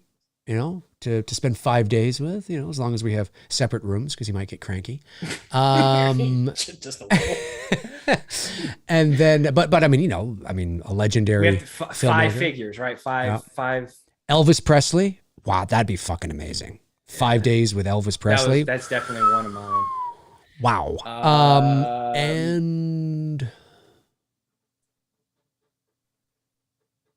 I don't know, 5 days with John F. Kennedy. I don't know. Yeah, that would something like that. JFK. I mean, pick anybody. I don't know. First, I'd start with Christ. I've got a lot of questions. I got a lot of questions that need a lot of answers. Walk on it right now. Walk on it right now. I got a lot of questions, I want you to bro. walk on the water right fucking now. Oh, can you really? Okay. Hey, listen. I got some water here. You know what I want you to turn it into. Come on. You say you can do it. It's all in the books. Water to wine. I wouldn't necessarily challenge the Son of God if that were to be all. I'd challenge him. I got questions. I'd challenge him. I'd back him into the corner. That could backfire. I would back him into. Look, Jesus. Listen, Jesus is a cool guy. Okay, he's a cool guy. I would back him into the wall. I'd be like, "You need to do this now." I'd be like, "All right." He'd say to me, "Okay, Dave. Okay, all right." And fine. What if he does it? Then what are you going to do? Well, whatever. Then I got killed by Jesus. I mean, that's amazing. That's amazing. That is amazing. Come on, is that not amazing? Dave's tombstone reads, I got killed by Jesus. By Jesus, and it was amazing. Yes, and it was amazing. Yeah. How many people can say that? Jesus is not going to kill me. He's going to sit me down and go, David. And I have a biblical name. I got a biblical name, so I'm in. He's going to teach you something. Listen. I have a biblical name. I'm already in. But I'm telling you, Jesus, there's a pool in my neighbor's yard. I want you to walk it. I want to walk right across it right now. That's what I said. And then you know what? He'd do it. We'd sit down. We'd have a couple beers. We'd shoot the shit. And we'd talk sports. He's a cool guy. Jesus is cool. JFK was. I know you mentioned that, but that's definitely because he's my all-time favorite president. Yeah. And I'd be like, so Maryland, huh? Tell me all about it. You get all this. Tell me all about it, John. Tell me all about Maryland. Happy birthday. So number 3 on the list after Jesus, JFK. Number 3 on the list probably would be. Could we pick? Okay, so here's the thing. Can we pick five celebs, alive or dead? Okay, that was the criteria. Can I say 1980s Madonna? Yeah, I wouldn't necessarily want to do Madonna today. Yes, you can. 1980s Madonna. 1980s Madonna. Well, okay. Well, if that's the case, then I'll go back to. I mean, not now because obviously I'm happily in a relationship and all that. But back in the 90s, hanging out with Jennifer Love Hewitt, I'm in. There you go. I'm in. There you go. But I got to go back to the 90s to do that. Then next would be Kurt Cobain for sure. Absolutely 100% Kurt Cobain. And then last would be Michael Jordan. Cool. Michael Jordan. I was big Jordan fan. What if he cried in front of you? Would you tell him to stop and shut up and slap him, or how would that? No, because then at that point he'd take it personal, and then I'd be in trouble. And then you'd be in trouble. That's right. At that point, it became personal for him, and Tony. I knew I was fucked. But no, I mean, I'd have because. Look, I was never going to be an athlete, but I admired Jordan's passion, in life and business and just, his willingness to want to succeed. So there'd just be that would be my approach in that conversation with him, because I would try to apply that to my own personal life with business and things like that. Madonna in the 80s, that would just be straight up one night stand. Yeah. There wouldn't be a whole lot of talking. Gotcha. And Kurt Cobain, it would just be deep conversations just about life. It would just deep. That's I know Christ, I have questions more. I don't want to get deep with Christ. Walk on the water now. No, right that's not my, now. My questions are why? Why does stupid shit gotta happen? Why can't we just what would happen? What would happen if he went, I'm just a dude. I don't know why. I can't do anything, man. What the hell's going on? Can you imagine? Then I had my answer. Then with like I said, with JFK, it would just be hanging out, smoking cigars, and talking about Maryland. So were they real? Yes, it's the 60s. Of course they're real. Of course they're real. Very cool. Yeah. Matthew Farisi sends in $4.99, says, Last Jedi is to blame for the failures of Rise of Skywalker. Force Awakens was never the problem. I could not agree more. I've talked ad nauseum about that. That, yes, it was the middle chapter that, I mean, listen, it's a divisive film. Some people love it. A lot of people hate it. But it wasn't the Force. I mean, as I've said many times, The Force Awakens was divisive. It wasn't really divisive, but if there was a divisiveness to it, or a divisiveness to it, I should say, it would have been that, you know, some of the nitpicks would have, it was kind of like A New Hope, or, you know, they played it too safe or whatever. Fair enough. But there wasn't the vitriol, right? There wasn't, I mean, everybody was excited for The Last Jedi. The vitriol and the hatred and the didn't come until after The Last Jedi. So The Last Jedi, no matter how good The Rise of Skywalker, and there are people that hate The Rise of Skywalker. I don't hate. I think The Rise of Skywalker is better than The Last Jedi. It's a better Star Wars movie. It's more fun. I'm not saying it's the movie it should have been. No, it should have been a ton of other things. But I would much rather watch The Rise of Skywalker than The Last Jedi again. I can tell you that. But that being said, yes, The Rise of Skywalker never stood a chance of winning the hearts of fans all around the world. It didn't stand a chance. It didn't. It could have been. And I'm not saying that there aren't creative decisions like Palpatine and things like that, that maybe they should. I'm not saying that. I'm just saying it could have been the best movie of all time. And it still would have. I'm just saying. I agree. I agree with that. Yeah. I do. I am, though, I'm probably in the minority in this, but I am beyond ecstatic and excited for the Obi-Wan series. And lots of people are, dude. I'm going to watch it. To see Hayden come back and, you know what I'm more excited about, this is definitely a learning lesson, especially for him. You know, that of what's unfortunate for Hayden at the time is that we didn't have social media, so he didn't know that there were fans out there like me, that there were young kids out there who were huge fans. Yeah. They loved Attack of the Clones. I liked Attack of the Clones. Right. I fucking love Revenge of the Sith. Mm-hmm. But they didn't know this because there was no social media. Right. Not like it is today. Facebook came online in 2004, but it didn't take off until like 5 and 6. Yeah, because you needed to be in college in order to get Facebook. Right. Like we had MySpace, but we weren't like, it was basically the backlash. It's not even close to what it is now. No. So had they known that, you know, these young kids who are now adults that are giving them so much love, they weren't exposed to that. All they saw was the bullshit hate from critics and all this stuff let's just put it this way. The main form of communication online in 2004 was still MSN Messenger. So, I mean, there you go. You know, there you go. So, and email, of course. I'm glad for him that he realizes that he's very much a part of this franchise, and he's Anakin. I mean, he's Anakin. I just wish personally, this is just me speaking out loud, I wish George didn't do the young kid. I wish George gave us 3 movies with Hayden. Right. That's it. I don't care about the young kid. I'm not dissing the kid who played, you know, Anakin in Phantom Menace. I just would have preferred 3, you know, so I would have preferred to see Anakin, you know, all good and we all love him and he's great in the first one. Second one, maybe this, you know, you're starting to see the you know, a little bit of that dark side to him, which you do get in Clone Wars. And then 3, you know, full on Vader. That's how I would have approached it, rather than the 2 movies. Or you start the Phantom Menace with, you know, seeing sort of how he's discovered and taken. Yeah, maybe like a quick thing, right? Yeah, right. Okay. Like, and then you know, jump forward. Right. Yes. Yeah. Because, you know, like when you look at it, you know, Mark Hamill got 3 films. You know, Ray got 3 films. Mm-hmm. Yes, we got 3 films with Anakin, but I think it just would have been better had they given Hayden the 3 films. It may have been. You know, it may have been. Does it change Phantom? You know, I can't say for sure. Writing's still the same. Midichlorians are still there.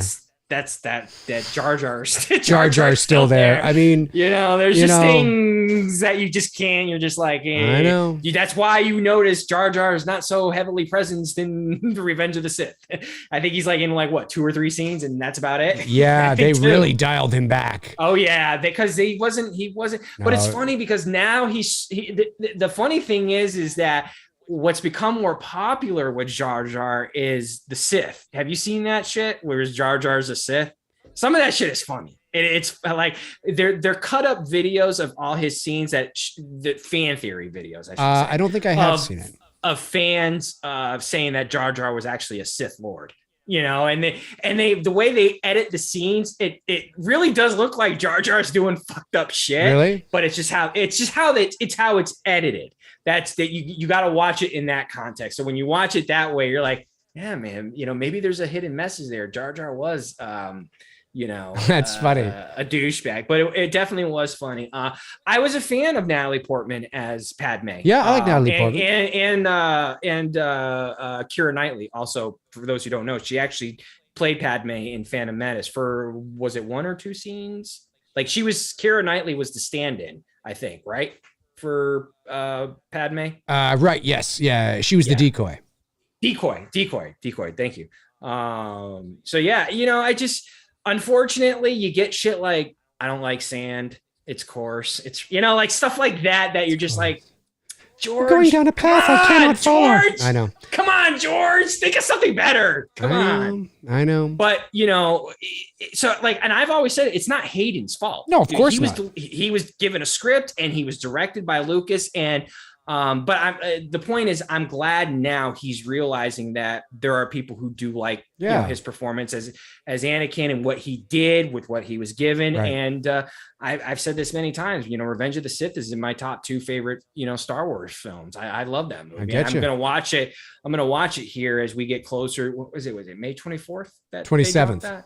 27th. So that's going to be a good birthday week. It will. I mean, we got Top Gun, fucking Star Wars. Stranger Things.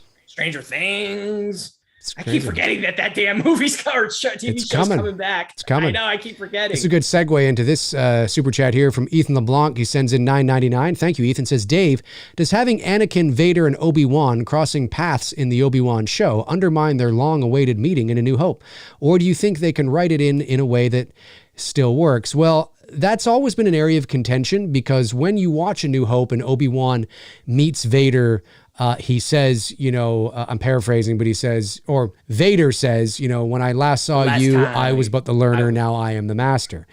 So that can be taken so many ways. Well, it can, but it was clearly alluded to the fact that these guys have not seen each other in a very long time, and the way, you know, Revenge of the Sith ended and this kind of stuff. Star Wars, though, as much as we would like to think that it's all a big plan, you know, sequel trilogy aside, because obviously they made that up as it went along, but so did George Lucas. Okay.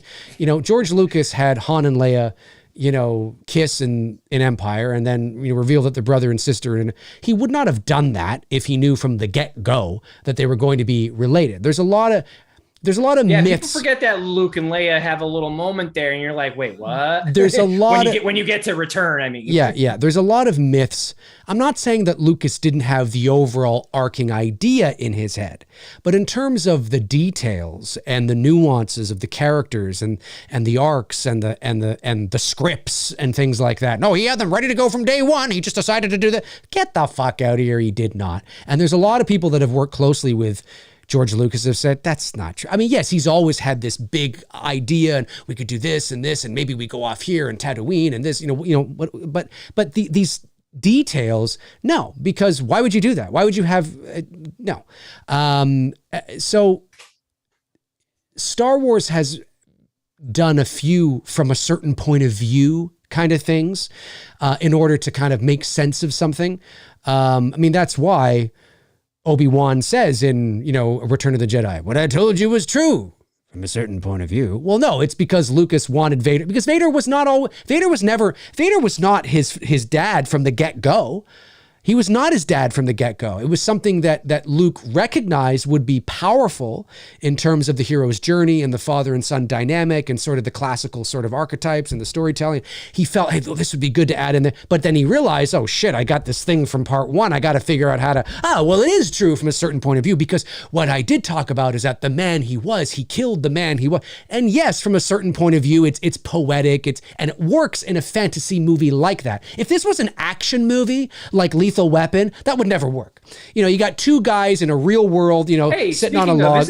Isn't Mel about to start another Lethal? Yes. Yeah, they will. He's going to direct it. Yeah. For Richard Donner. I don't know when it's going to start, but yeah. But the reason why it works is because you can have whimsical, poetic, fancy dialogue from certain point of view. Well, what I said was actually like this because it was this. And actually, if you look at this from a philosophical, you can do that in a fantasy because it's a fantasy, and somehow it makes sense because he's a wise old wizard that is just talking, poetically, and you can't do that in a grounded real movie because you'd be like, fuck off a certain point of view. Who are you, Obi-Wan Kenobi? You know what I mean? That's how it kind of would make out. So, with something like this, I have no doubt that these creators, these storytellers, Deborah Chow, Disney, know this. I'm pretty sure they know, hey, this is something we will have to address or pull the from a certain point of view kind of thing, or whatever the case is. If you have Obi-Wan and Darth Vader fight, actually physically lightsaber fight in this new series, at face value, yeah, you think, how are you going to pull that off? How does it's that? It's only been 10 years. So technically, but then Vader will still have to be the learner. He is as far as a Sith Lord is concerned, he could technically still be a learner. He could be, but I think that's probably what they're going to do. But they've had to instill. See, they've made this up, right? They've made this up. They're making that they've gone back to tell a story that ceased to exist. Lucas didn't write this shit.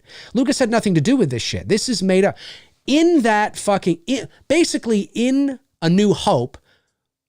When he says, when I last saw you, I was with the learner, but now I'm the master. Because of the information that Obi-Wan gives about their relationship to Luke in Obi-Wan's home, it's clear to me through cinematic language, it is clear to me that Obi-Wan and Darth Vader, when you get to that moment, have not seen each other in decades.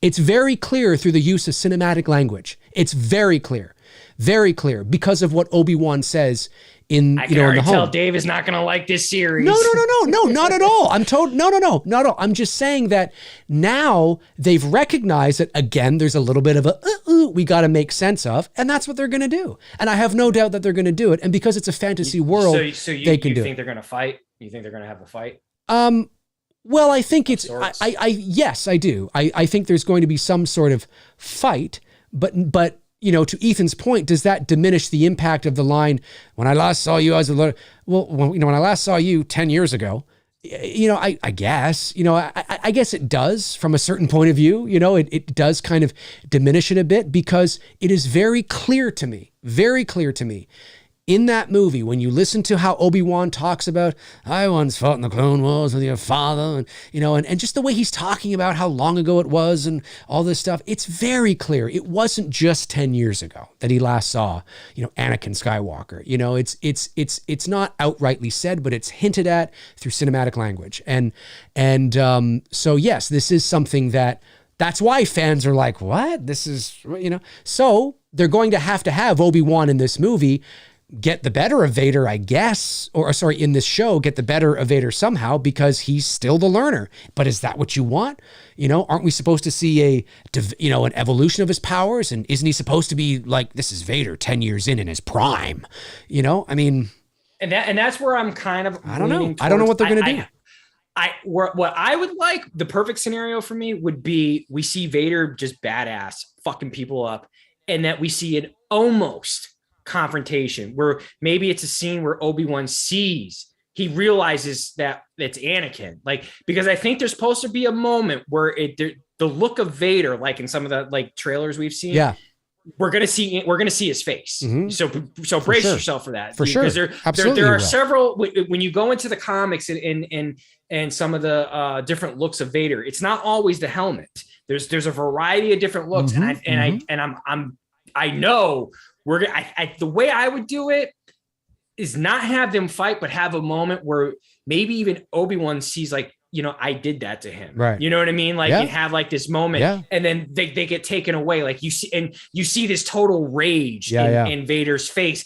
and he lights up the saber, and he's charging to get to Obi-Wan, but Obi-Wan manages to maybe, escape. yeah. So they don't have that confrontation. Right. Because if you do it like that, then I think you still preserve the line. Right. Could do it like that. Yep, for sure. Frank says, super chat from Tony Movie Chappie D9 Neil Blomkamp fan. I went back, Frank, and I went into the YouTube studio. I don't see a super chat from him. I thought I saw one too. I think I'm almost positive, dude. Frank, when hang on, and I don't have my glasses on, so let me refresh the page here. I've gone into where all the super chats are stored. So there's a record of them, and I'm scrolling down here, and I do not see. Well, what was the question? He can always retype the question. Yeah, just at me and retype the question. If he did send it in, it's not in the records. I don't have it here, and I can see all the super chats pertaining to the correct thumbnail, so to the correct show. I don't see a super chat from him. So yeah, if you're in here, just ask us again at my name, so it highlights, and I'll answer it for you, buddy. Robert Kitzmiller sends in $5 and says, I met Jesus once. He tells the best of your mama jokes. Probably does. He probably does.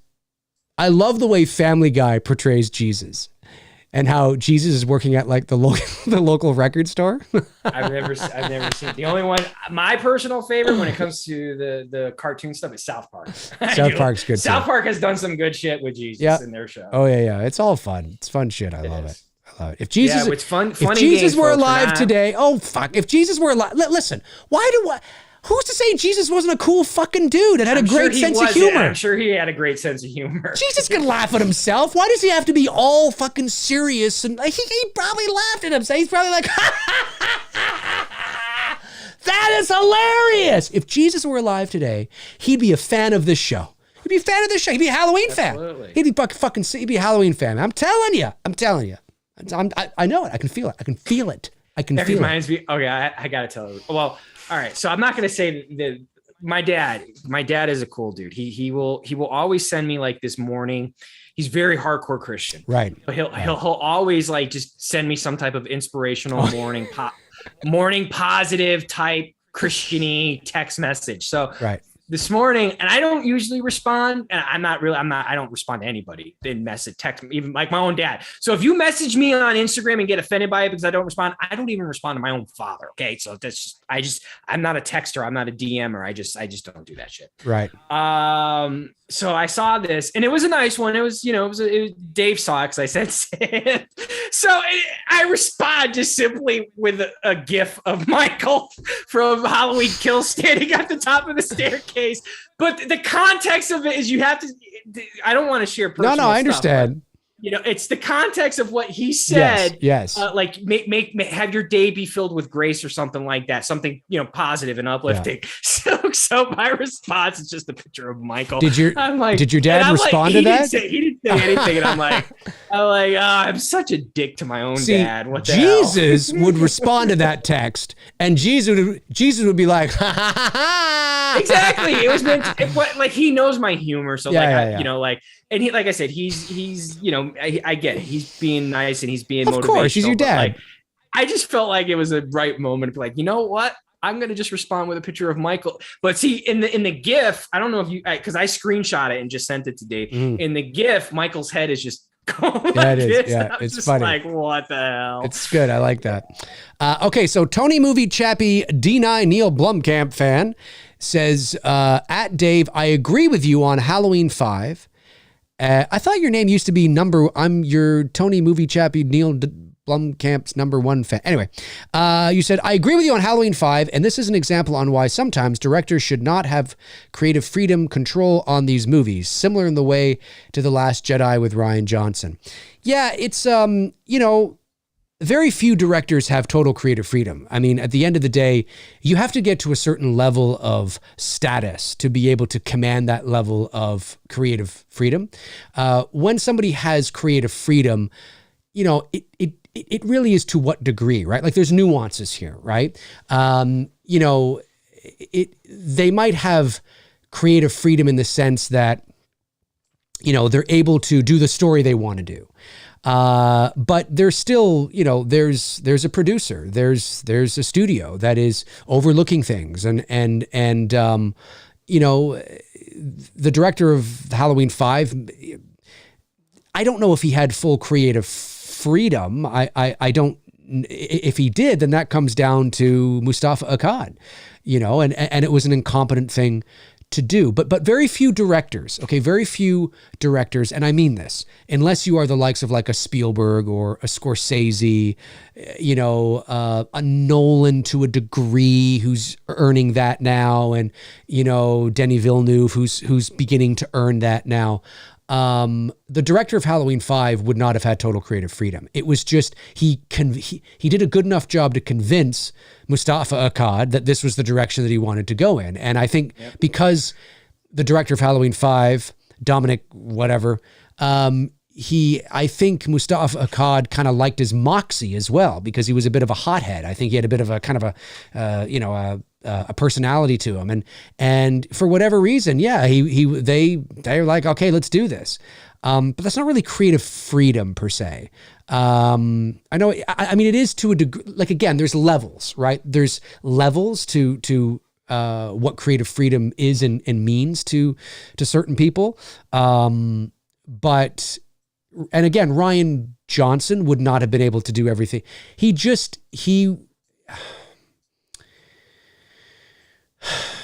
Yeah, I got to brush up on it. There was just Rian Johnson didn't have total creative freedom. He's just gonna do whatever the hell he wants, and it doesn't matter. No, it doesn't matter. I can do whatever the fuck I want. I want to have tits. I want to have ass. I want to have fucking and dicks and dildos. Doesn't matter. No, that's not the way it works, right? Like there's a story that he has pitched to the studios, which they agree with. But I guarantee you that, Kathleen Kennedy and Bob Iger and Disney would have had notes, for certain things. And so again, it's, I think people, when they talk about film, they like to paint it very black and white, creative freedom or no creative freedom. And if you have creative freedom, that means you can just do whatever do anything. It doesn't really work like that. There is still intervention. It depends on, it would take too long to get into here. I got all these things in my head and I'm trying to compartmentalize it in a short period of time, but there's a lot of variables into what that can mean, and to the degree for which that is creative freedom, and where you have it, as well, because you may have it in certain areas, but not in others, when it comes to the story that you're telling. So yeah, I mean, but I guess it wasn't really a question. It was just sort of a statement. Yeah. Halloween 5, it's just for whatever reason. And I guess I got to watch the Halloween 5 doc again, because I know there is that little doc where they talk about it. But I just remember my takeaways from that. I remember thinking that it was just, he was the wrong choice. He was the wrong voice to lead. It was the wrong story, and I think they did back themselves into a corner. Although, you see, it's a great ending. Halloween 4 has one of the greatest endings of all time when it comes to horror movies, right? And certainly in the Halloween space, right? Slasher genre. Yeah, exactly. It's a terrific ending. It's a full circle moment. Absolutely. Everything came full circle again. And the problem with that is that it's a catch-22, because it's a great ending and it's shocking. But the problem with that is that you actually really now have ended it, because where do you go from there? Michael's the face of the franchise, and that was the problem they ran into. It was a terrific ending if they had never made another Halloween movie ever again, because then it's like, oh my God, like I always say this on the channel, imagine if Frank tits and ass and dildos. Hey, I'm just saying, but imagine if they had never made another Halloween movie ever again, and that was the end of the series. I mean, what a downer, sure, but it's full circle, right? Loomis screaming, no, he's about to shoot a fucking kid. That's how crazy he is. That's how, like, him lifting that gun and Meeker intervening just in the nick of time, he was ready to shoot her. Like, I know I make, fun of it and I do all these kind of things, but talking about it seriously, you're right. He was ready to shoot her. And because that's how much he didn't want to go through it again. It was like, I can't, no. But seeing a little girl, a child, now she's not 6, she's about 10, but seeing a child in a clown costume, having just stabbed her mother, okay, not with a knife, but with scissors, the parallels, right? Evil, even though Michael has been shot and he fell into a mine, whatever, he's quote unquote dead as far as we know, right? He's gone. But it shows that buried where he belongs. Right. But it shows that evil lives. And that's sort of the more that should be the moral of the story and the message, but you can't, but they should not have done another one. And then, of course, it became moderately successful. It was pretty successful, all things considered, against its budget and all that kind of stuff, right? I think it grew a bit bigger audience, though, in VHS rentals. And I think that's where Halloween 4 really found its voice. It did. It did. But, I mean, it was only a year later.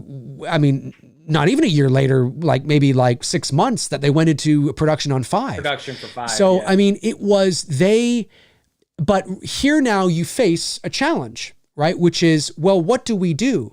Now, the logical thing, if you're looking at this, at face value, right? If you're looking at it face value, go, well, they're setting it up for Jamie to be the killer. Well, that's what it looks like. But now you run into the situation where it's like, well, can we do that? And Mustafa Akkad obviously like, no, we can't do that. What the hell, right? And it's like, well, Michael's got to come back. Well, now what? I mean, now, okay, so he's got to come back, and Deborah Hill knew the director, recommended him. Bring on fresh blood. He's this artsy fartsy avant-garde guy from, France or wherever he's from, and it's like, okay, we're going to do this. And he's going to bring sort of this gothic kind of vibe to the movie. But it's like, but is that the right choice? From a story perspective, is that the right thing to do? Does this make sense to create a story like this? To shoot in Salt Lake City again, that's great, that's fine, keeping continuity there. But to find this, what are we doing? And yeah, they he convinced them because he had moxie and he had a little bit of fire in him. He was that kind of guy, that this was the right thing to do. He didn't watch any of the sequels prior to it. No, he didn't. Of course he didn't. He was creating. Way to do your homework, bud. Yeah, and so I just. I just sometimes feel that it's more of a situation where, had Halloween, and again, this is show business, right? We understand why, but from a storytelling point of view, there's 3 endings that Halloween had. The best ending is the first movie because that is the story, really, at the end of the day. The second ending is at the ending of Halloween 2 because he's actually dying. He's human, he's flesh, he's on fire, he burns alive. Great, he's dead. And then your next best ending is Halloween 4. And I know you could say, but Halloween H2O and, cutting off his head. Sure, I guess, sure. Throw that in there. Okay. It's all right. But at the end of the day, 4. But you're right, though. When you think about it, they successfully wrote and did 3 very good endings, which are really fucking hard to do for a movie. Yeah, exactly. And then they fucking, I don't know what they did. It's true. Well, yeah, 4 really is the 2's a great ending because he's on fire and 2 I've always liked because it picks up where the first one left off and it feels like 2 movies or one movie, 2 parts. I've said 2 is just grown on me as one of my favorite. It is. It's the second best in the franchise, hands down. Yeah. Period. Full stop. But having said that, 4 is such a great ending, like finish complete, because it shows you the cycle's beginning again, and Loomis just can't take it. And then you just cut to black. Not only is the cycle beginning again, like you said, evil's still out there, because you could even say that that's a bit of Halloween ending, like the original when he's gone, evil's still out there, right? The evil lives on. And so when you see Jamie at the top of the staircase, evil's continuing to live on. And it's like, you don't need to, and just to know that that's still out there. And if there is no 5 and there is no 6 and there's no well, I guess you could do H2O because that they retconned Yeah, they did. all of that. Yeah. So that wouldn't have had any impact. But if you don't have 5 and 6, just to know that that's still out there, like, but we live in a day and age where people want answers and they want more. And, so would the studios have just sat on it? Probably not.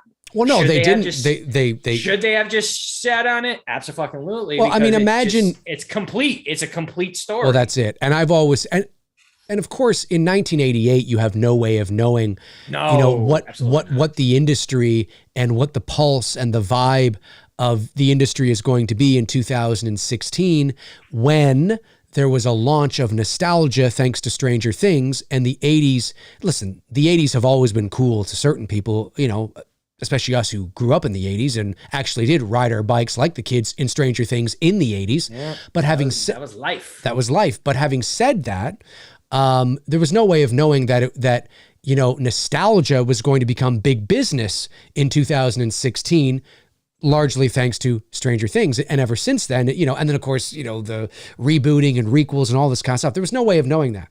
But, in hindsight, you look back and you think, imagine if they had ended Halloween 4, like it ends there, right? The Halloween series is done. They've never made another one. And then in 2018, your Halloween 2018 isn't the movie we got. It's the movie that we've often talked about, which is you go back and you find out whatever happened to Danielle Harris's Jamie Lloyd, and you bring back Danielle Harris and you bring back Rachel Carruthers and you bring back Laurie. Right. And you bring back Laurie. She faked her death or whatever. And that is your Halloween 2018, and then you figure out what is all that, what that all entails. Does Michael come back who knows, right? Maybe he does, maybe he doesn't. I don't know what story that would be, but I'm just saying that, the ending of Halloween 4 is really the perfect ending because it brings it full circle and it's starting again and Loomis can't take it. You cut to black roll credits. That's the end. That is the whole point, because the whole message from Dr. Loomis in that first movie, is that evil, that you can't kill the boogeyman.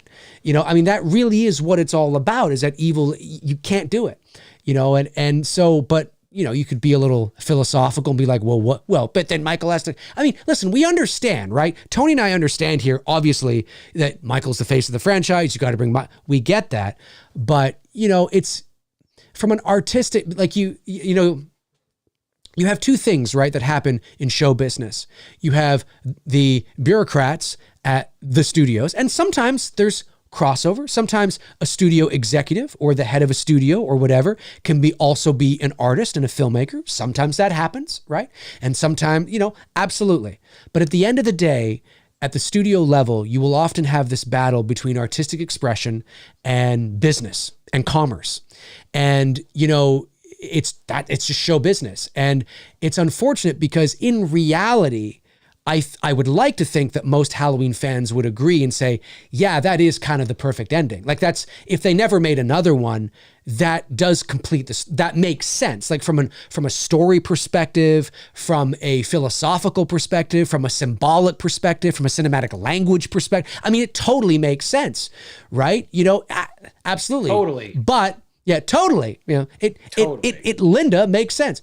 But unfortunately, this is show business. And the downside to that is that you will get sequels going on and and then you get what you get.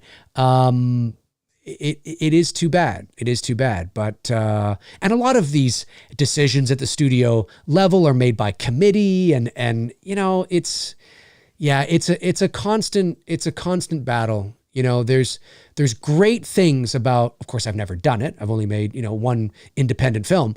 But the great thing about making a movie at the studio level is that you don't have to worry about money. You get your film distributed, whether it's successful or not. Well, that's who the hell knows? You have no control over that, but everything's paid for. Your marketing is paid for. You get it distributed and it's amazing. The downside to working at the studio level, sometimes, not all the time, there's great things too, right? There's pros and cons, of course, is that, you have to deal with, intervening, meddling, sometimes you may not get to do what you want to do and all that kind of stuff. So that's a bit of the downside. The downside to being an independent, filmmaker. And again, independent doesn't mean amateur, folks. Sometimes people think they think that. An independent filmmaker is just sort of, you have films that are generally distributed outside of the studio system. The money doesn't come from, the studios. There's lots of professional Hollywood films that are independent movies. Halloween was an independent movie, for example, right? The Blair Witch Project. But I mean, there's lots of I think even the first Insidious, I think, was an independent film, if I'm not mistaken. I think you're right. But anyway, so it just means, generally speaking, outside of the studio system. But that doesn't mean that the studio doesn't pick up an independent film because they're like, oh, this is really good, we can make money off it. And then they distribute it for a wide release. That happens too. But the downside, of course, to being an independent filmmaker is that, you got to figure out how to raise money, and you got to figure out where the money is coming from. And that can be really hard sometimes. The upside to that, of course, is that you are the studio and, you get to do whatever you want. So there's pros and cons to both. I think most filmmakers would love to obviously have a film that is distributed by a studio or to get in with the studio system. Obviously it makes sense because, you have a lot of the headaches. There are some other headaches you might have to deal with, but in terms of the finance side, a lot of that is taken care of, which can be great. But yeah, it's crazy. It's a crazy business. It's a crazy business. We got a couple more super chats that came in. Wow, we're 2 hours and 40 minutes. You want to take this thing right to 3 hours? Or do you want to? I'm still working. All right, we're going to take this thing to 3 hours. We're going to take this thing another 20 minutes to 3 hours, and then we'll call it a show. That's a good Q&A show, I think. That works. Don't you agree? I think so too. That's passing the time. It's making my work time go by. There you go. There you go. All right, here we go. Ryan Andrew Allen sends in $5. Says, Dave and Tony, great stuff as always. Thank you, Ryan. Appreciate that, man. I was wondering your ideas on Henry Portrait of a Serial Killer and Taxi Driver. I don't have my glasses on. Does that say Henry Portrait? I think it does. I've never heard of Henry Portrait of a Serial Killer.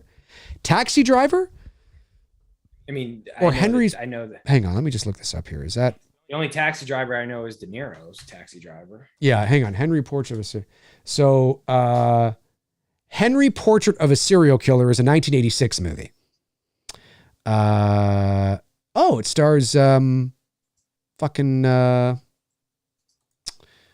what's his face? Looking it up here. Michael Rooker. Yeah. I have not seen it, but I have seen Taxi Driver, of course. And Taxi Driver is fantastic. Love Taxi Driver. One of my favorite films, period. You talking to me? Yeah, that's right. Well, yeah. I mean, it was, De Niro had done films before that, obviously, but it was the film that sort of really placed him on the map. 76, I think he did Godfather first, right? Or did he did Godfather 2? I think it was 2, I think. He did Godfather 2 and which was like 74, 5. Yeah, and then he did Taxi Driver, I think. Something like that. When did he do Raging Bull? Oh, Raging Bull was 1980, I think. Okay. All right. Yeah. So he did Godfather 2, then he did Taxi Driver, then he did Raging Bull, basically. Well, he did more film, but yes, I mean, right. Yeah. I know The order of release date, yes, that is correct. Yeah, Taxi Driver is fantastic, man, absolutely fantastic. Great movie. It's fantastic. Cody Sprague, am I saying that right? Sends in $5. Says, happy to catch the stream. Well, we're happy you caught the stream, my man. You gentlemen are fantastic to listen to. Well, thank you very much. Really appreciate that. Favorite soundtrack from a non-horror film? Ooh, non-horror film. Well, I mean, the Star Wars soundtrack is amazing. And I'm not just talking about the main theme. I mean, the Imperial March, everything. It's just fucking incredible. Leia theme,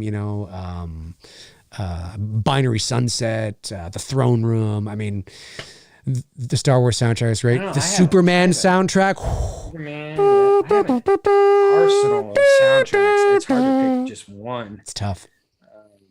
Because it depends. Like, are we basing it just on score, like John Williams, or like like You mean like instrumental score, or you think like, yeah. Like Top Gun is, it's a pop soundtrack because there's a lot of Footloose. Footloose is a great Footloose soundtrack. Footloose is good. Soundtrack. Hero. Yeah, that's a really good one. Pretty Woman soundtrack is actually pretty good too. They've got a lot of good hits on that. Roy Orbison. Roy Orbison's another guy that I listen to a lot. He's fantastic. Shit, almost anything from the 80s. Saying almost. You know what? Fire. Soundtrack. Well, he says soundtrack. I immediately think score because that's what I really like. But certainly, favorite sound. A score can be part of a soundtrack. Obviously, a soundtrack can be an entire. Soundtrack can all be score. Soundtrack can be individual songs, right? So I think it counts. Top Gun, sure, I think that counts. Footloose, definitely. Footloose. That's great stuff. What else do I listen to that I have from soundtracks? I mean, I've got a bin right here that's all soundtrack. But if we're going on just scores, I mean, yeah, like you said, Star Wars is definitely up there. Superman is definitely up there. Well, the Superman theme for sure. I don't know about the rest of the soundtrack. I mean, I'm sure it's fine. But Lois's theme is good. Lois's theme's good. Theme. Yep. Yeah. Yep. Lois's theme's good. You're right. The theme to Krypton I really like as well too. Oh yes. Yeah, that's a good one. Or I know what you're talking about. Yeah. Yeah, you know what I'm talking about. Yeah. At the very beginning of the movie. At the very beginning, yeah. That's a cool Fuck, one. that's great. John Williams, man. John Williams. Fucking the man. Yeah. My neighbors could hear me. They'd be like, what the fuck's going on? What the hell is going on with Dave? Going on with McRae. Zach Axiola says, thoughts on Kirby in Scream 6. I'd personally just have her back so Sydney and Gale can have their happy ending. Don't kill them off one at a time like the Star Wars sequels did to its legacy cast. Tony's are... I don't think Sydney's coming back for this one. I think she will. I've heard that she... Well, she hasn't read the script yet. She's not sure. Okay. She's not sure. Okay. But I think... okay, so... I would not be disappointed if Nev said no, though. And I know that's shocking to hear me say, but she's done 5 of them. I mean, like, what else is she going to do at this point? Yeah. What else can Scream do at this point? That's the only thing. Now listen, it's being directed by the same guys that directed the last one, that directed, Ready or Not. Okay. They played it, I mean, I liked Scream 5. I thought it was fine. I liked it better than Halloween Kills. Let's put it that way. But Scream 5 it didn't reinvent the self-aware meta kind of shtick. It just played it again. I thought it was fine. I thought they played it safe, other than the death of that one character, obviously, which was a bit of a risky move, but you had to do something. Okay, fine. But it was, at the end of the day, for me, and this isn't necessarily a bad thing, but it was a Scream movie. It was a Scream movie again. And there's nothing wrong with that. It was a Scream movie. Okay, great. I think, just by what I'm hearing and the buzz that I'm hearing from some of the interviews and the way people are talking, I think Scream 6, they're going to take a lot more risks, because they've done... Now, whether that's good or bad, I don't know. Think of it like Star Wars, right? So you have The Force Awakens, which, for some people, it played it a little safe, maybe a little too safe for some. That's fine. That's fair. I think some of the parallels to A New Hope are incorrect. Some are absolutely correct, and some are incorrect, in my estimation. But from where... Now, Scream wasn't in the same boat, so it's a bit different. But with Star Wars, as we know, Star Wars was dead, because yes, people are looking favorably at the prequels now, but even Tony, who's a big fan of, Revenge of the Sith, can certainly, I think, attest to this. The prequels were loathed a lot, and Star Wars was dead, and everybody hated Star Wars, and you ruined my childhood, George Lucas, and all that kind of bullshit that was out there, right? So they went back to go forward. They gave us a Star Wars movie. It felt like Star Wars. It looked like Star Wars. It smelled like Star Wars. And they introduced some new characters. And J.J. Abrams is he's really good at creating that, that pop culture, populist kind of fun, popcorn movie. And I thought it was great. I thought it was what it needed to be, based on where Star Wars was. Then comes Rian Johnson, and now they're like, okay, we've done the safe movie. We've got everybody back on board now. Now let's go and go over here.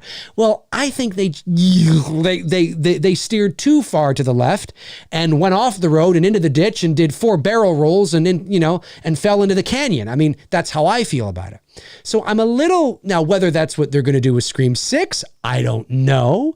There's only so much you can do. It's still got to feel like a Scream movie, although, you could say that about The Last Jedi and feeling like a Star Wars movie. But that being said, I have a feeling that Scream 6 is not going to be as safe as Scream 5. I have a feeling that Scream 6, they're going to introduce some new angles and some new things and really kind of, change it, really push it forward now.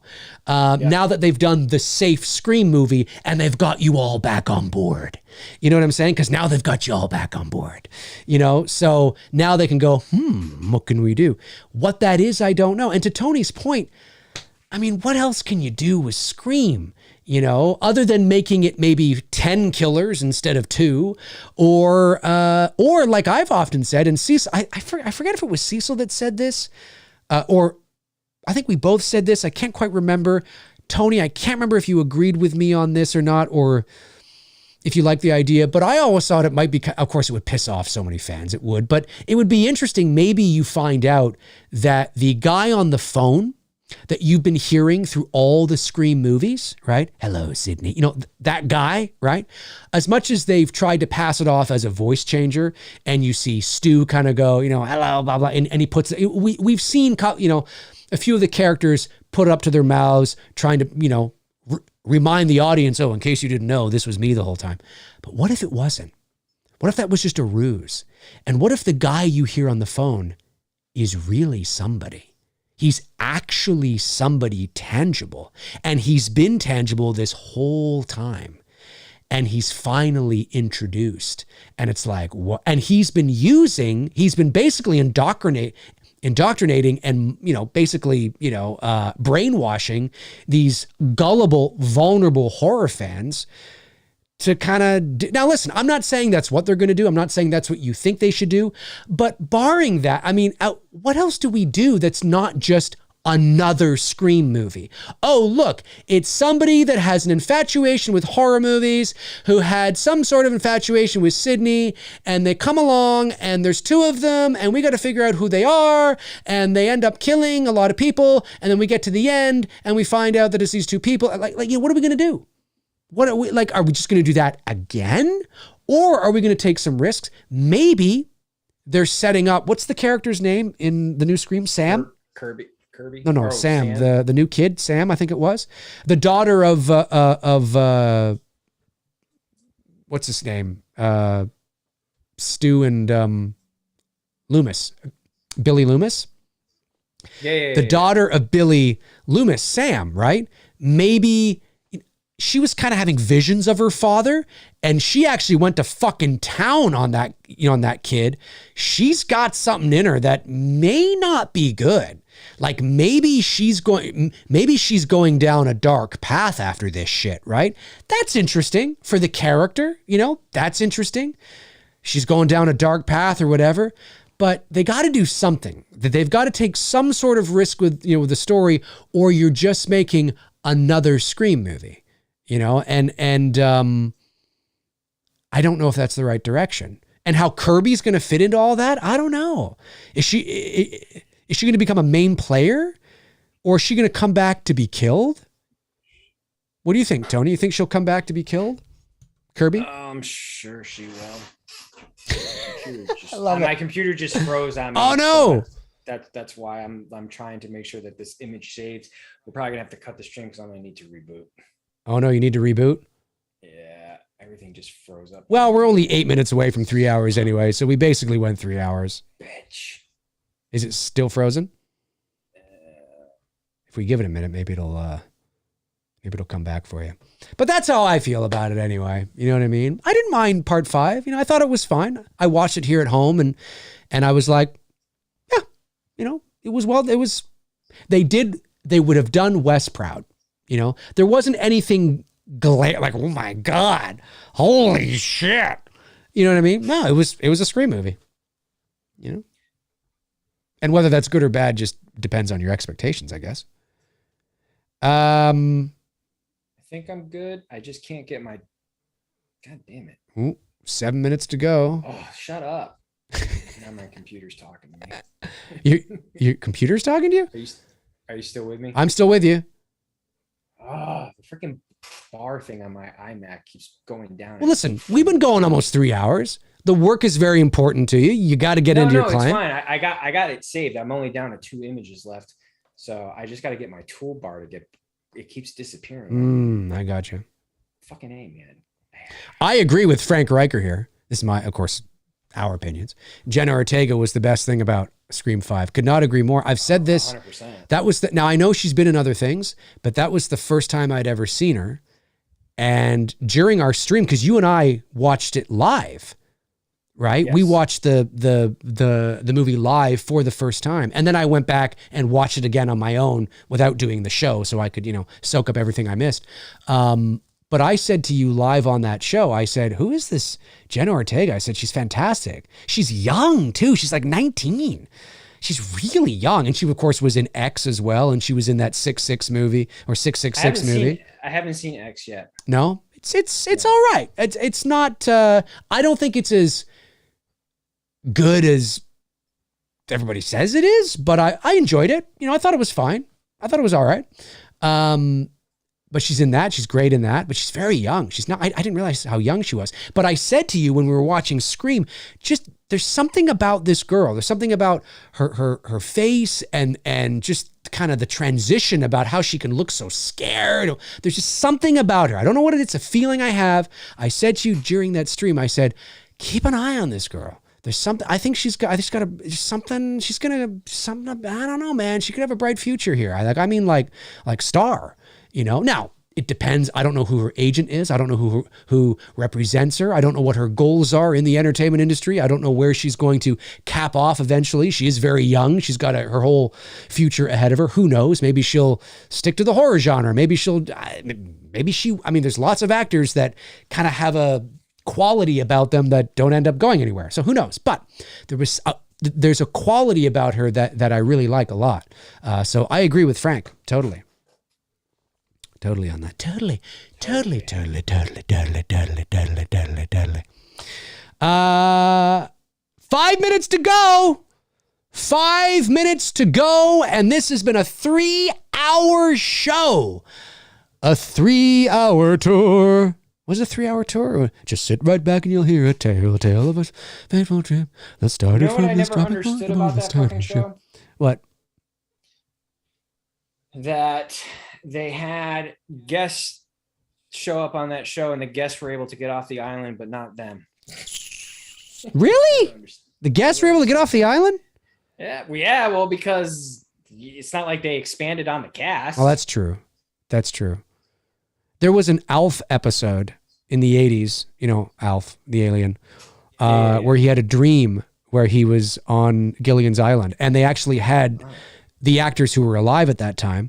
The skipper, Gilligan, the professor, and Marianne were actually on I guess all of them were. Well, maybe the Howells weren't, but yeah, they had them on actually in the dream. It was hilarious. It was actually one of my favorite episodes. It's so silly. Alf wants to build a lagoon in the backyard, so he digs an entire hole in the backyard. Fuck, I loved Alf. I love Alf. I love that show. 3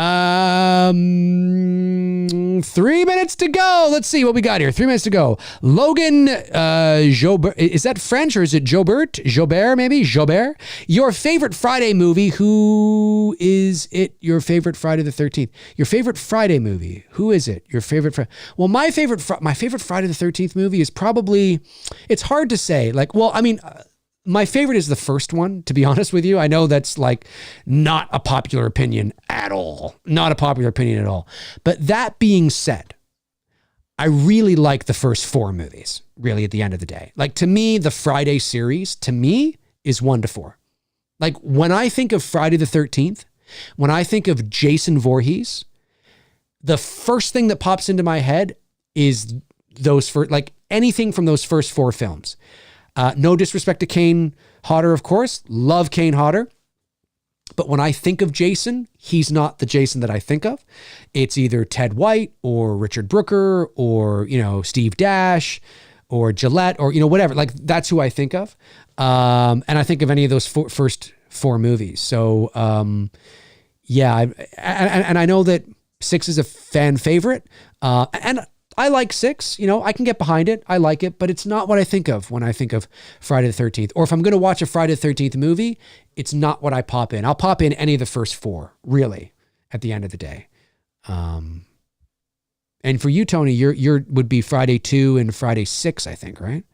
For what, as far as past the original film? Yeah, like your kind of your go-tos to Friday movies, your favorite. Well, yeah, 1, 2, and 6. Those would be 1, 2, and 6. Okay, yeah, those are the 2. Yeah, okay. Oh, definitely the first 2 for sure. Yeah. But see, 5 is growing on me a lot. You know what I mean? I do like 5. Yeah, black sheep of the family, but yeah. Yeah. I hear you. I definitely do. I do like 5. Cool. All right, we've hit the. We're like. I sound like Bill Cosby.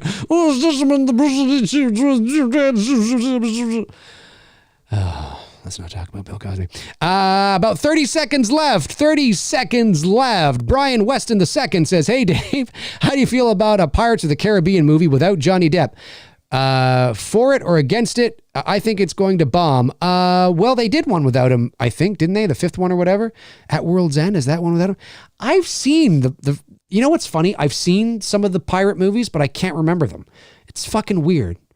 It's really weird. I don't know. I'm not really sure. I mean, it might not if they reinvented a little bit, I don't know.